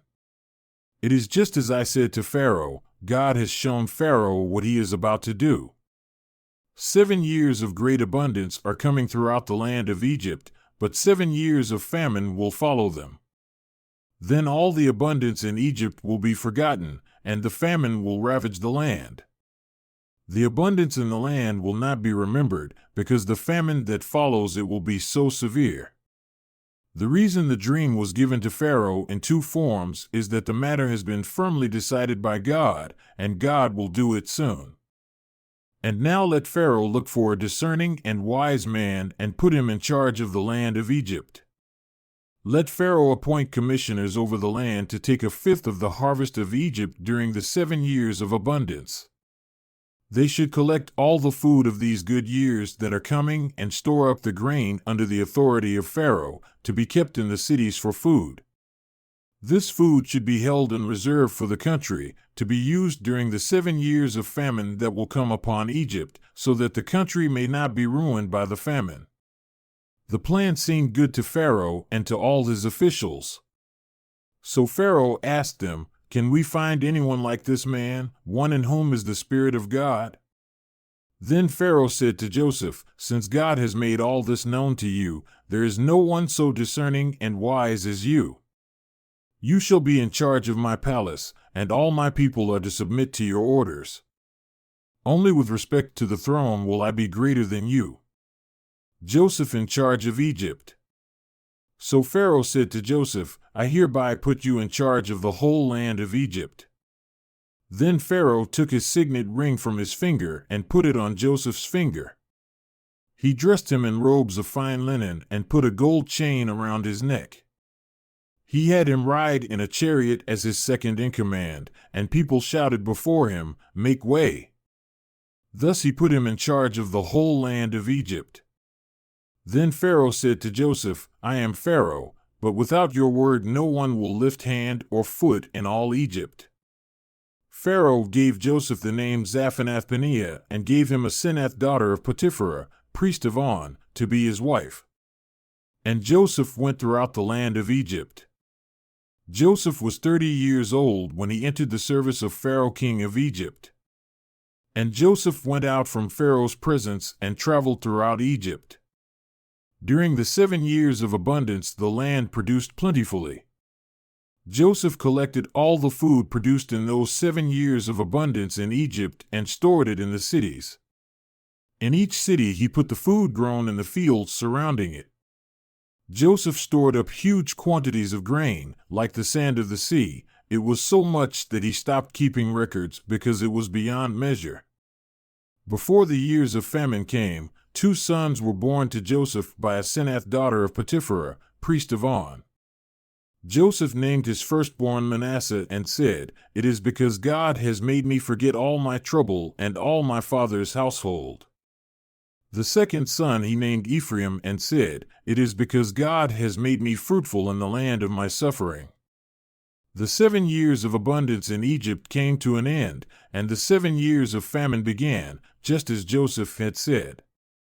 There was famine in all the other lands, but in the whole land of Egypt there was food. When all Egypt began to feel the famine, the people cried to Pharaoh for food. Then Pharaoh told all the Egyptians, "Go to Joseph and do what he tells you." When the famine had spread over the whole country, Joseph opened all the storehouses and sold grain to the Egyptians, for the famine was severe throughout Egypt. And all the world came to Egypt to buy grain from Joseph, because the famine was severe everywhere. Genesis 42. Joseph's brothers go to Egypt. When Jacob learned that there was grain in Egypt, he said to his sons, "Why do you just keep looking at each other?" He continued, "I have heard that there is grain in Egypt. Go down there and buy some for us, so that we may live and not die." Then 10 of Joseph's brothers went down to buy grain from Egypt. But Jacob did not send Benjamin, Joseph's brother, with the others, because he was afraid that harm might come to him. So Israel's sons were among those who went to buy grain, for there was famine in the land of Canaan also. Now Joseph was the governor of the land, the person who sold grain to all its people. So when Joseph's brothers arrived, they bowed down to him with their faces to the ground. As soon as Joseph saw his brothers, he recognized them, but he pretended to be a stranger and spoke harshly to them. "Where do you come from?" he asked.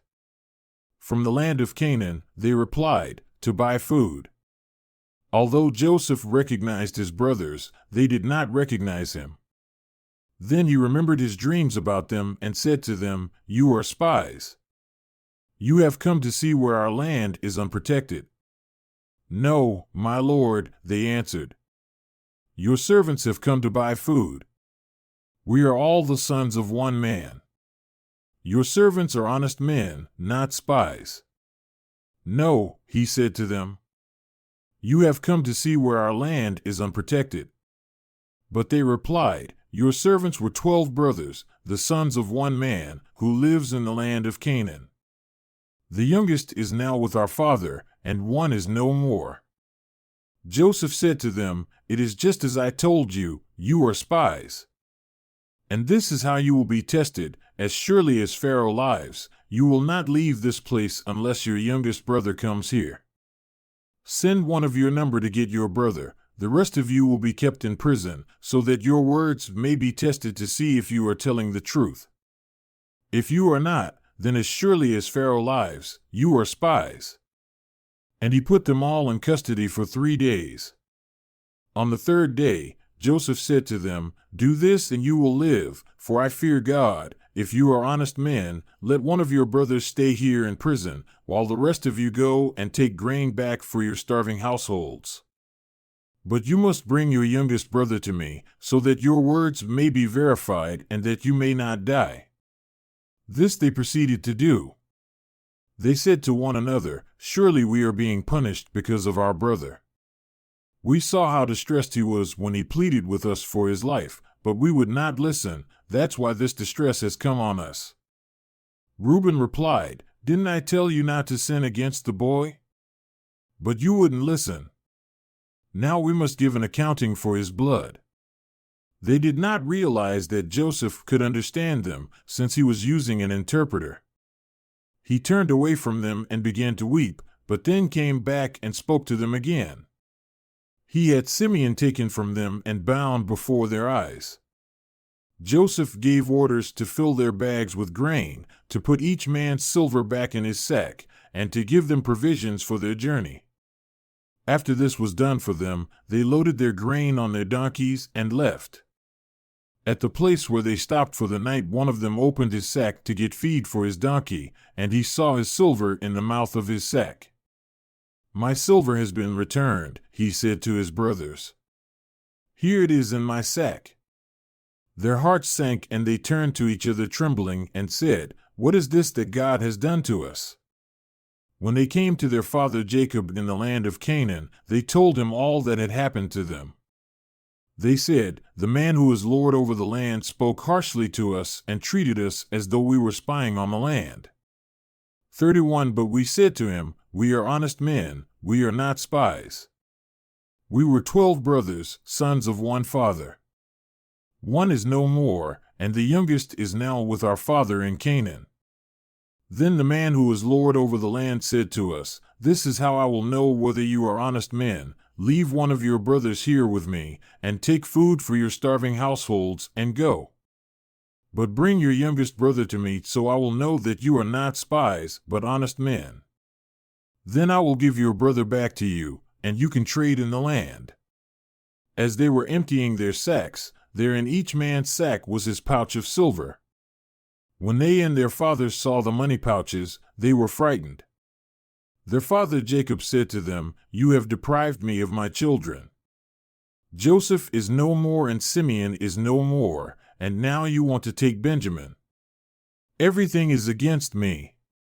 Then Reuben said to his father, "You may put both of my sons to death if I do not bring him back to you." Entrust him to my care, and I will bring him back." But Jacob said, "My son will not go down there with you. His brother is dead, and he is the only one left. If harm comes to him on the journey you are taking, you will bring my gray head down to the grave in sorrow." Genesis 43. The second journey to Egypt. Now the famine was still severe in the land. So when they had eaten all the grain they had brought from Egypt, their father said to them, "Go back and buy us a little more food." But Judah said to him, "The man warned us solemnly, 'You will not see my face again unless your brother is with you.' If you will send our brother along with us, we will go down and buy food for you. But if you will not send him, we will not go down, because the man said to us, 'You will not see my face again unless your brother is with you.'" Israel asked, "Why did you bring this trouble on me by telling the man you had another brother?" They replied, "The man questioned us closely about ourselves and our family. 'Is your father still living?' he asked us. 'Do you have another brother?' We simply answered his questions. How are we to know he would say, 'Bring your brother down here'?" Then Judah said to Israel his father, "Send the boy along with me, and we will go at once, so that we and you and our children may live and not die. I myself will guarantee his safety. You can hold me personally responsible for him. If I do not bring him back to you and set him here before you, I will bear the blame before you all my life. As it is, if we had not delayed, we could have gone and returned twice." Then their father Israel said to them, "If it must be, then do this. Put some of the best products of the land in your bags and take them down to the man as a gift, a little balm and a little honey, some spices and myrrh, some pistachio nuts and almonds. Take double the amount of silver with you, for you must return the silver that was put back into the mouths of your sacks. Perhaps it was a mistake. Take your brother also and go back to the man at once. And may God Almighty grant you mercy before the man, so that he will let your other brother and Benjamin come back with you. As for me, if I am bereaved, I am bereaved." So the men took the gifts and doubled the amount of silver, and Benjamin also. They hurried down to Egypt and presented themselves to Joseph. When Joseph saw Benjamin with them, he said to the steward of his house, "Take these men to my house, slaughter an animal and prepare a meal. They are to eat with me at noon." The man did as Joseph told him and took the men to Joseph's house. Now the men were frightened when they were taken to his house. They thought, "We were brought here because of the silver that was put back into our sacks the first time. He wants to attack us and overpower us and seize us as slaves and take our donkeys." So they went up to Joseph's steward and spoke to him at the entrance to the house. "We beg your pardon, our lord," they said. "We came down here the first time to buy food. But at the place where we stopped for the night we opened our sacks, and each of us found his silver, the exact weight, in the mouth of his sack. So we have brought it back with us. We have also brought additional silver with us to buy food. We don't know who put our silver in our sacks." "It's all right," he said. "Don't be afraid. Your God, the God of your father, has given you treasure in your sacks. I received your silver." Then he brought Simeon out to them. The steward took the men into Joseph's house, gave them water to wash their feet, and provided fodder for their donkeys. They prepared their gifts for Joseph's arrival at noon, because they had heard that they were to eat there. When Joseph came home, they presented to him the gifts they had brought into the house, and they bowed down before him to the ground. He asked them how they were, and then he said, "How is your aged father you told me about? Is he still living?" They replied, "Your servant our father is still alive and well." And they bowed down, prostrating themselves before him. As he looked about and saw his brother Benjamin, his own mother's son, he asked, "Is this your youngest brother, the one you told me about?" And he said, "God be gracious to you, my son." Deeply moved at the sight of his brother, Joseph hurried out and looked for a place to weep. He went into his private room and wept there. After he had washed his face, he came out and, controlling himself, said, "Serve the food." They served him by himself, the brothers by themselves, and the Egyptians who ate with him by themselves, because Egyptians could not eat with Hebrews, for that is detestable to Egyptians.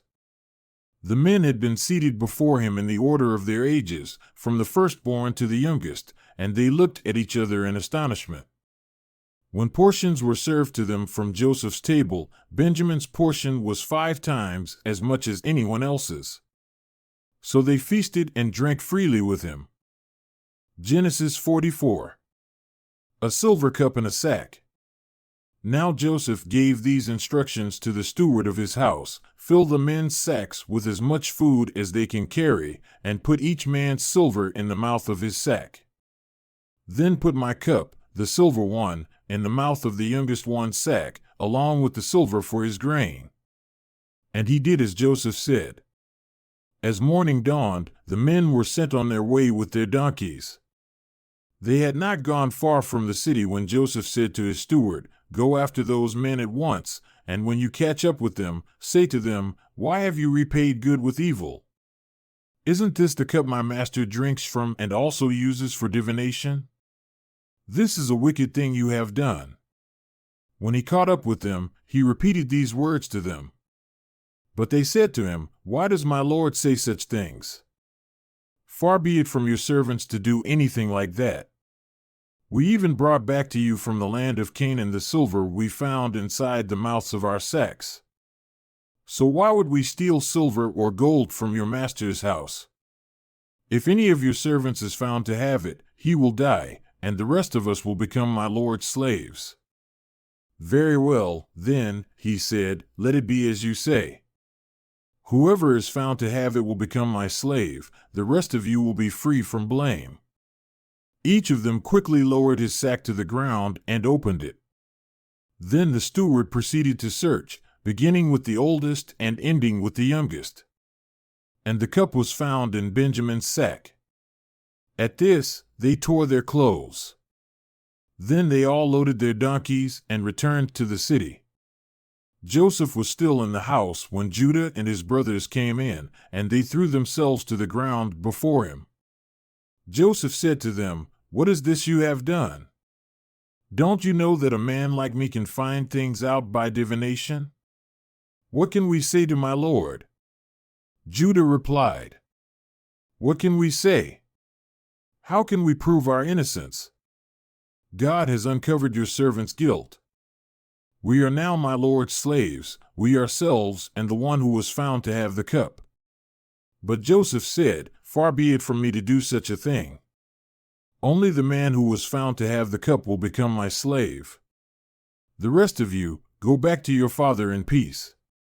Then Judah went up to him and said, "Pardon your servant, my lord, let me speak a word to my lord. Do not be angry with your servant, though you are equal to Pharaoh himself. My lord asked his servants, 'Do you have a father or a brother?' And we answered, 'We have an aged father, and there is a young son born to him in his old age.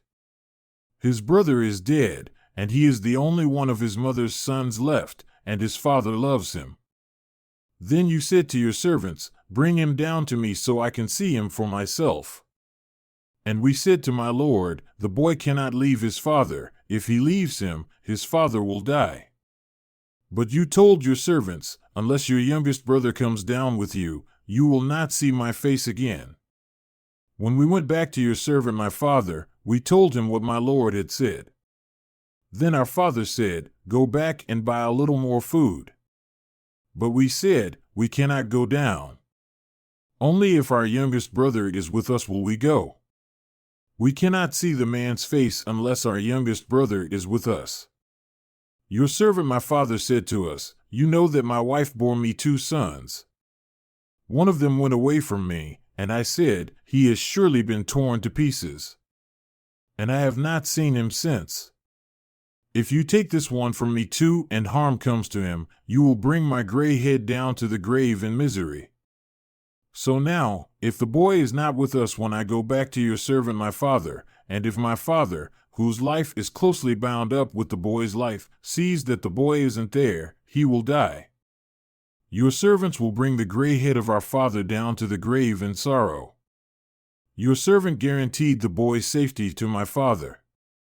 I said, if I do not bring him back to you, I will bear the blame before you, my father, all my life. Now then, please let your servant remain here as my lord's slave in place of the boy, and let the boy return with his brothers. How can I go back to my father if the boy is not with me? No. Do not let me see the misery that would come on my father. Genesis 45. Joseph makes himself known. Then Joseph could no longer control himself before all his attendants, and he cried out, "Have everyone leave my presence." So there was no one with Joseph when he made himself known to his brothers. And he wept so loudly that the Egyptians heard him, and Pharaoh's household heard about it. Joseph said to his brothers, "I am Joseph. Is my father still living?" But his brothers were not able to answer him, because they were terrified at his presence. Then Joseph said to his brothers, "Come close to me." When they had done so, he said, "I am your brother Joseph, the one you sold into Egypt. And now, do not be distressed and do not be angry with yourselves for selling me here, because it was to save lives that God sent me ahead of you. For 2 years now there has been famine in the land, and for the next 5 years there will be no plowing and reaping. But God sent me ahead of you to preserve for you a remnant on earth and to save your lives by a great deliverance. So then, it was not you who sent me here, but God. He made me father to Pharaoh, lord of his entire household and ruler of all Egypt. Now hurry back to my father and say to him, 'This is what your son Joseph says, God has made me lord of all Egypt. Come down to me, don't delay. You shall live in the region of Goshen and be near me, you, your children and grandchildren, your flocks and herds, and all you have. I will provide for you there, because 5 years of famine are still to come. Otherwise you and your household and all who belong to you will become destitute. You can see for yourselves, and so can my brother Benjamin, that it is really I who am speaking to you. Tell my father about all the honor accorded me in Egypt and about everything you have seen. And bring my father down here quickly."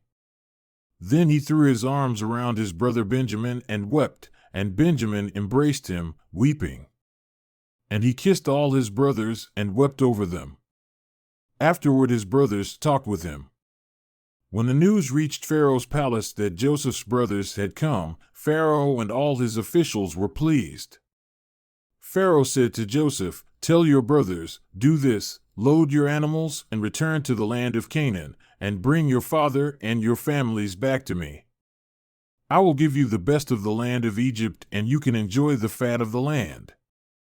You are also directed to tell them, "Do this, take some carts from Egypt for your children and your wives, and get your father and come. Never mind about your belongings, because the best of all Egypt will be yours." So the sons of Israel did this. Joseph gave them carts, as Pharaoh had commanded, and he also gave them provisions for their journey. To each of them he gave new clothing, but to Benjamin he gave 300 shekels of silver and 5 sets of clothes. And this is what he sent to his father: 10 donkeys loaded with the best things of Egypt, and 10 female donkeys loaded with grain and bread and other provisions for his journey. Then he sent his brothers away, and as they were leaving he said to them, "Don't quarrel on the way." So they went up out of Egypt and came to their father Jacob in the land of Canaan. They told him, "Joseph is still alive. In fact, he is ruler of all Egypt." Jacob was stunned, he did not believe them. But when they told him everything Joseph had said to them, and when he saw the carts Joseph had sent to carry him back, the spirit of their father Jacob revived. And Israel said, "I'm convinced. My son Joseph is still alive. I will go and see him before I die." Genesis 46. Jacob goes to Egypt. So Israel set out with all that was his, and when he reached Beersheba, he offered sacrifices to the God of his father Isaac. And God spoke to Israel in a vision at night and said, "Jacob, Jacob." "Here I am," he replied. "I am God, the God of your father," he said. "Do not be afraid to go down to Egypt, for I will make you into a great nation there. I will go down to Egypt with you, and I will surely bring you back again. And Joseph's own hand will close your eyes." Then Jacob left Beersheba, and Israel's sons took their father Jacob and their children and their wives in the carts that Pharaoh had sent to transport him. So Jacob and all his offspring went to Egypt, taking with them their livestock and the possessions they had acquired in Canaan.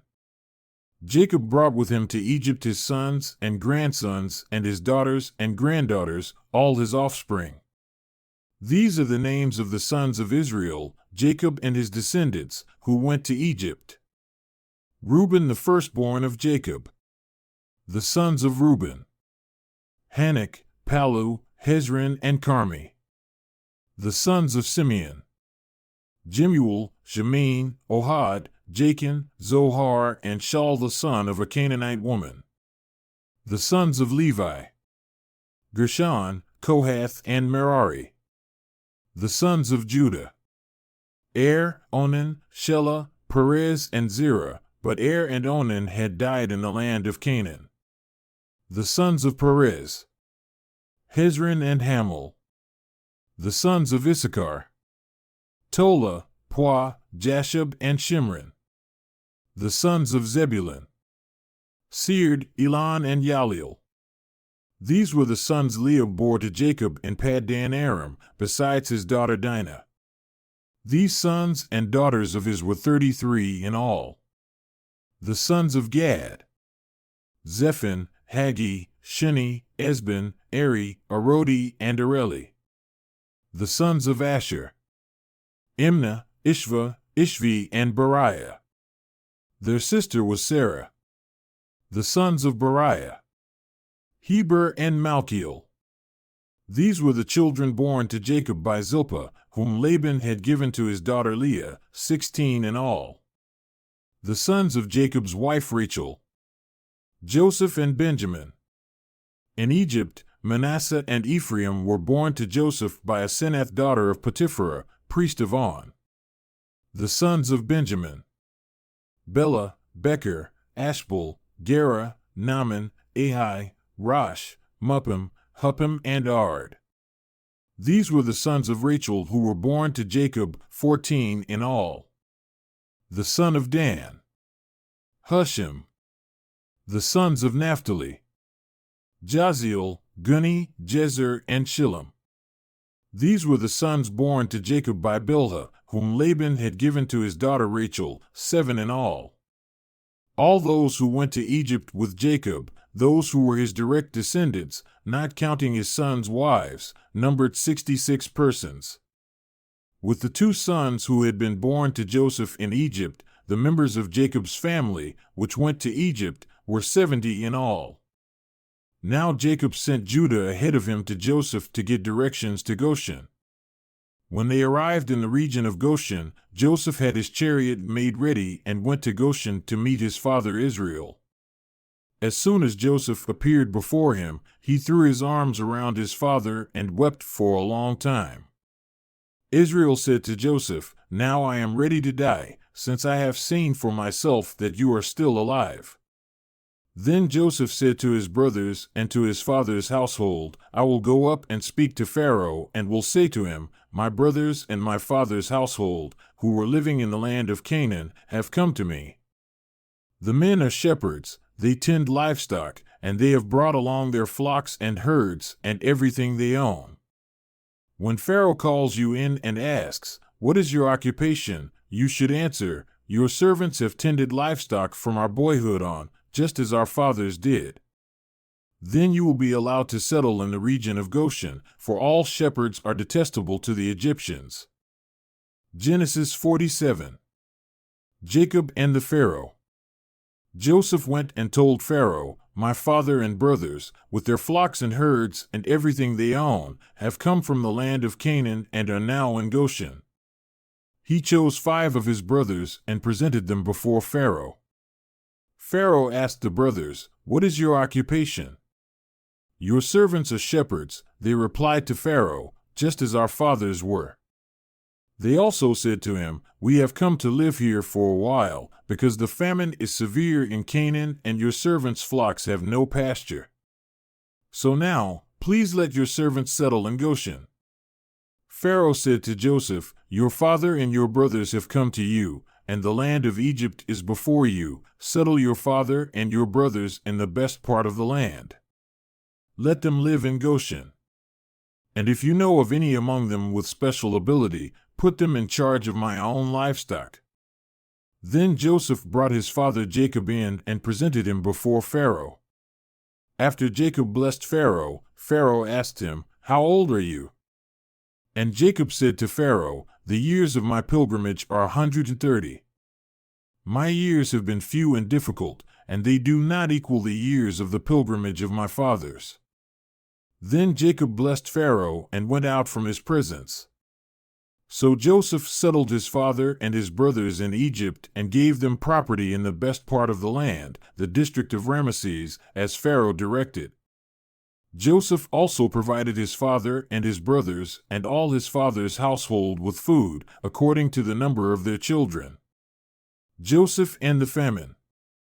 There was no food, however, in the whole region because the famine was severe. Both Egypt and Canaan wasted away because of the famine. Joseph collected all the money that was to be found in Egypt and Canaan in payment for the grain they were buying, and he brought it to Pharaoh's palace. When the money of the people of Egypt and Canaan was gone, all Egypt came to Joseph and said, "Give us food. Why should we die before your eyes? Our money is all gone." "Then bring your livestock," said Joseph. "I will sell you food in exchange for your livestock, since your money is gone." So they brought their livestock to Joseph, and he gave them food in exchange for their horses, their sheep and goats, their cattle and donkeys. And he brought them through that year with food in exchange for all their livestock. When that year was over, they came to him the following year and said, "We cannot hide from our lord the fact that since our money is gone and our livestock belongs to you, there is nothing left for our lord except our bodies and our land. Why should we perish before your eyes, we and our land as well? Buy us and our land in exchange for food, and we with our land will be in bondage to Pharaoh. Give us seed so that we may live and not die, and that the land may not become desolate." So Joseph bought all the land in Egypt for Pharaoh. The Egyptians, one and all, sold their fields, because the famine was too severe for them. The land became Pharaoh's, and Joseph reduced the people to servitude, from one end of Egypt to the other. However, he did not buy the land of the priests, because they received a regular allotment from Pharaoh and had food enough from the allotment Pharaoh gave them. That is why they did not sell their land. Joseph said to the people, "Now that I have bought you and your land today for Pharaoh, here is seed for you so you can plant the ground. But when the crop comes in, give 1/5 of it to Pharaoh.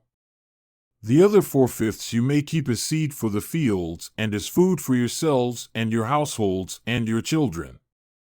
"You have saved our lives," they said. "May we find favor in the eyes of our Lord, we will be in bondage to Pharaoh." So Joseph established it as a law concerning land in Egypt, still in force today, that 1/5 of the produce belongs to Pharaoh. It was only the land of the priests that did not become Pharaoh's. Now the Israelites settled in Egypt in the region of Goshen. They acquired property there and were fruitful and increased greatly in number.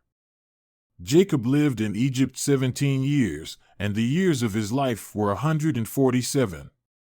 When the time drew near for Israel to die, he called for his son Joseph and said to him, "If I have found favor in your eyes, put your hand under my thigh and promise that you will show me kindness and faithfulness.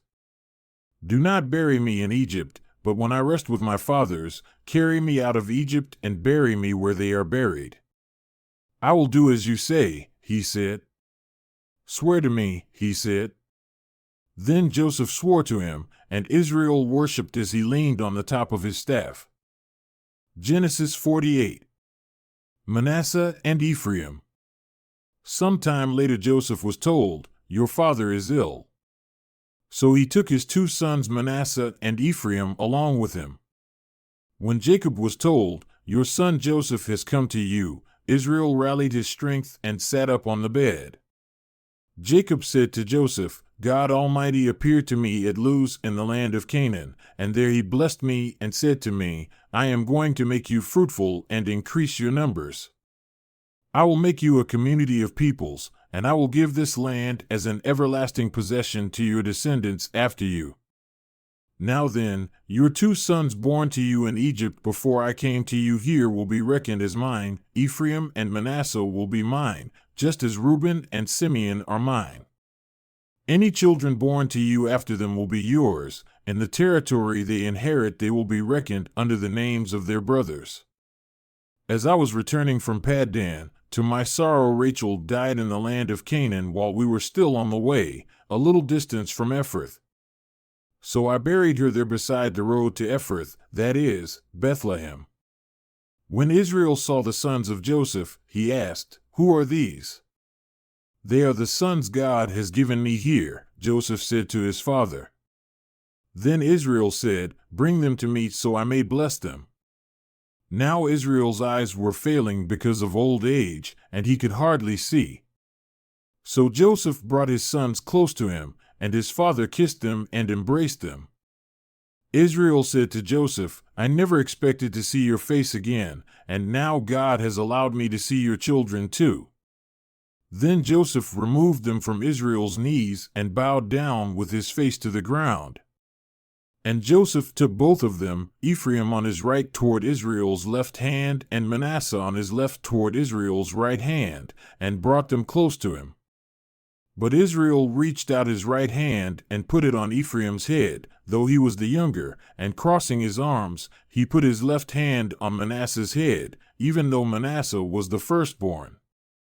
Then he blessed Joseph and said, 'May the God before whom my fathers Abraham and Isaac walked faithfully, the God who has been my shepherd all my life to this day, the angel who has delivered me from all harm, may he bless these boys.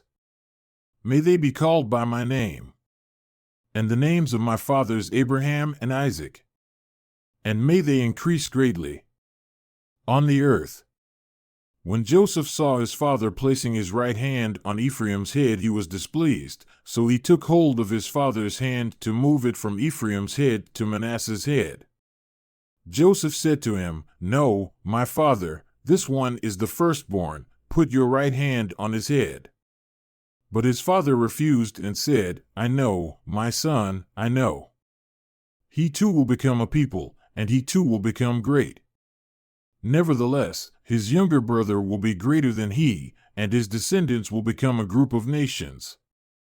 He blessed them that day and said, 'In your name will Israel pronounce this blessing. May God make you like Ephraim and Manasseh.' So he put Ephraim ahead of Manasseh. Then Israel said to Joseph, 'I am about to die, but God will be with you and take you back to the land of your fathers. And to you I give one more ridge of land than to your brothers, the ridge I took from the Amorites with my sword and my bow.'" Genesis 49. Jacob blesses his sons. Then Jacob called for his sons and said, "Gather around so I can tell you what will happen to you in days to come. Assemble and listen, sons of Jacob. Listen to your father Israel. Reuben, you are my firstborn, my might, the first sign of my strength. Excelling in honor, excelling in power. Turbulent as the waters, you will no longer excel. For you went up onto your father's bed, onto my couch and defiled it. Simeon and Levi are brothers. Their swords are weapons of violence. Let me not enter their council. Let me not join their assembly.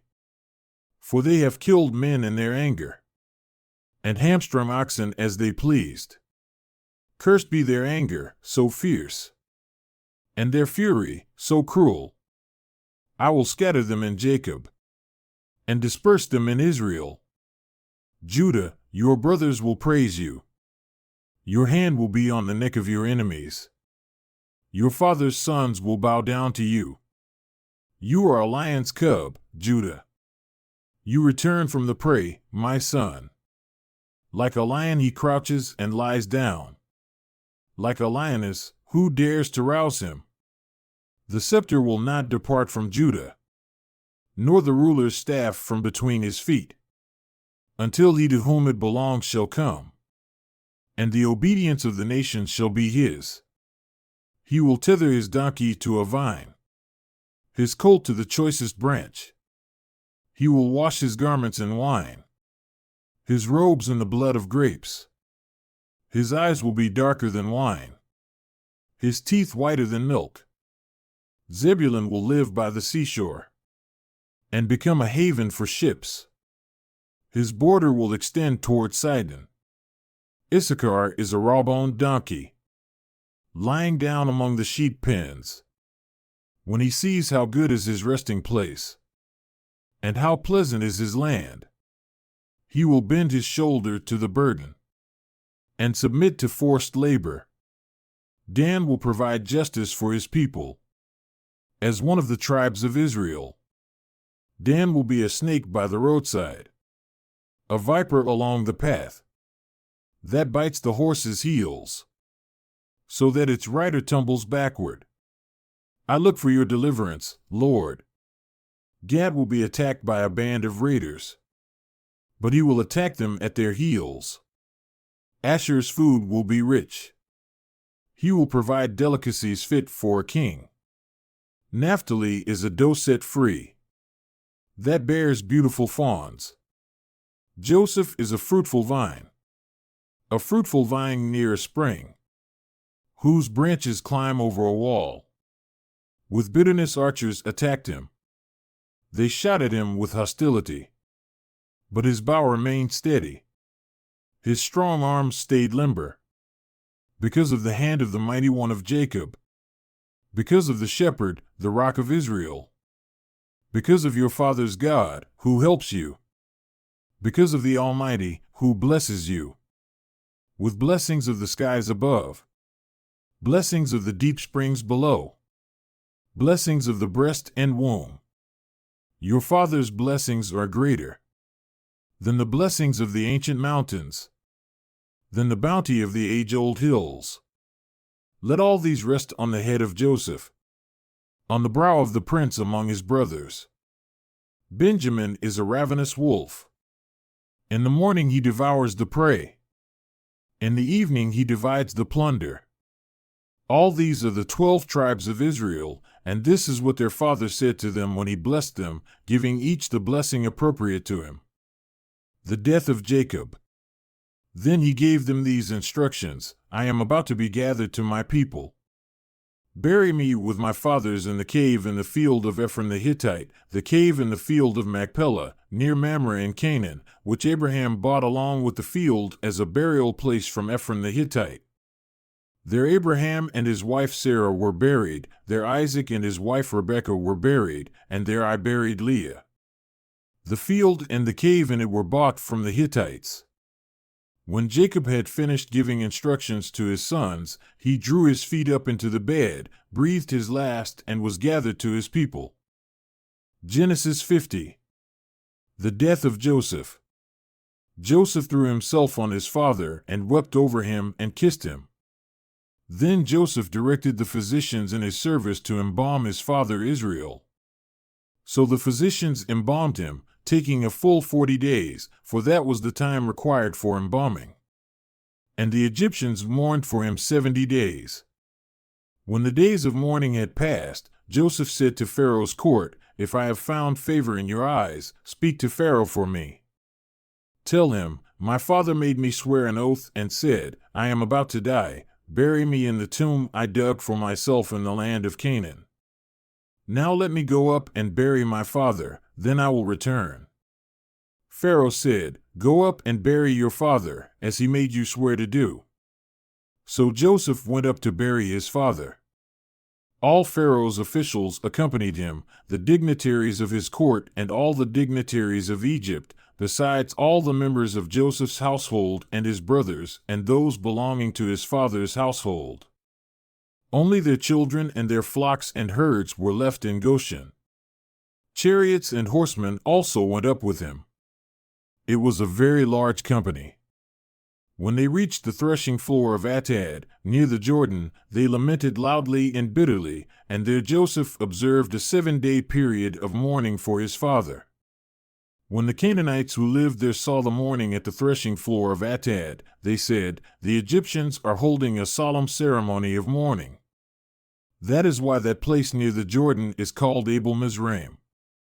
So Jacob's sons did as he had commanded them. They carried him to the land of Canaan and buried him in the cave in the field of Machpelah, near Mamre, which Abraham had bought along with the field as a burial place from Ephron the Hittite. After burying his father, Joseph returned to Egypt, together with his brothers and all the others who had gone with him to bury his father. Joseph reassures his brothers. When Joseph's brothers saw that their father was dead, they said, "What if Joseph holds a grudge against us and pays us back for all the wrongs we did to him?" So they sent word to Joseph, saying, "Your father left these instructions before he died. This is what you are to say to Joseph: I ask you to forgive your brothers the sins and the wrongs they committed in treating you so badly. Now please forgive the sins of the servants of the God of your father." When their message came to him, Joseph wept. His brothers then came and threw themselves down before him. "We are your slaves," they said. But Joseph said to them, "Don't be afraid. Am I in the place of God? You intended to harm me, but God intended it for good to accomplish what is now being done, the saving of many lives. So then, don't be afraid. I will provide for you and your children." And he reassured them and spoke kindly to them. The death of Joseph. Joseph stayed in Egypt, along with all his father's family. He lived 110 years and saw the third generation of Ephraim's children. Also, the children of Machir son of Manasseh were placed at birth on Joseph's knees. Then Joseph said to his brothers, "I am about to die. But God will surely come to your aid and take you up out of this land to the land he promised on oath to Abraham, Isaac, and Jacob." And Joseph made the Israelites swear an oath and said, "God will surely come to your aid, and then you must carry my bones up from this place." So Joseph died at the age of 110. And after they embalmed him, he was placed in a coffin in Egypt.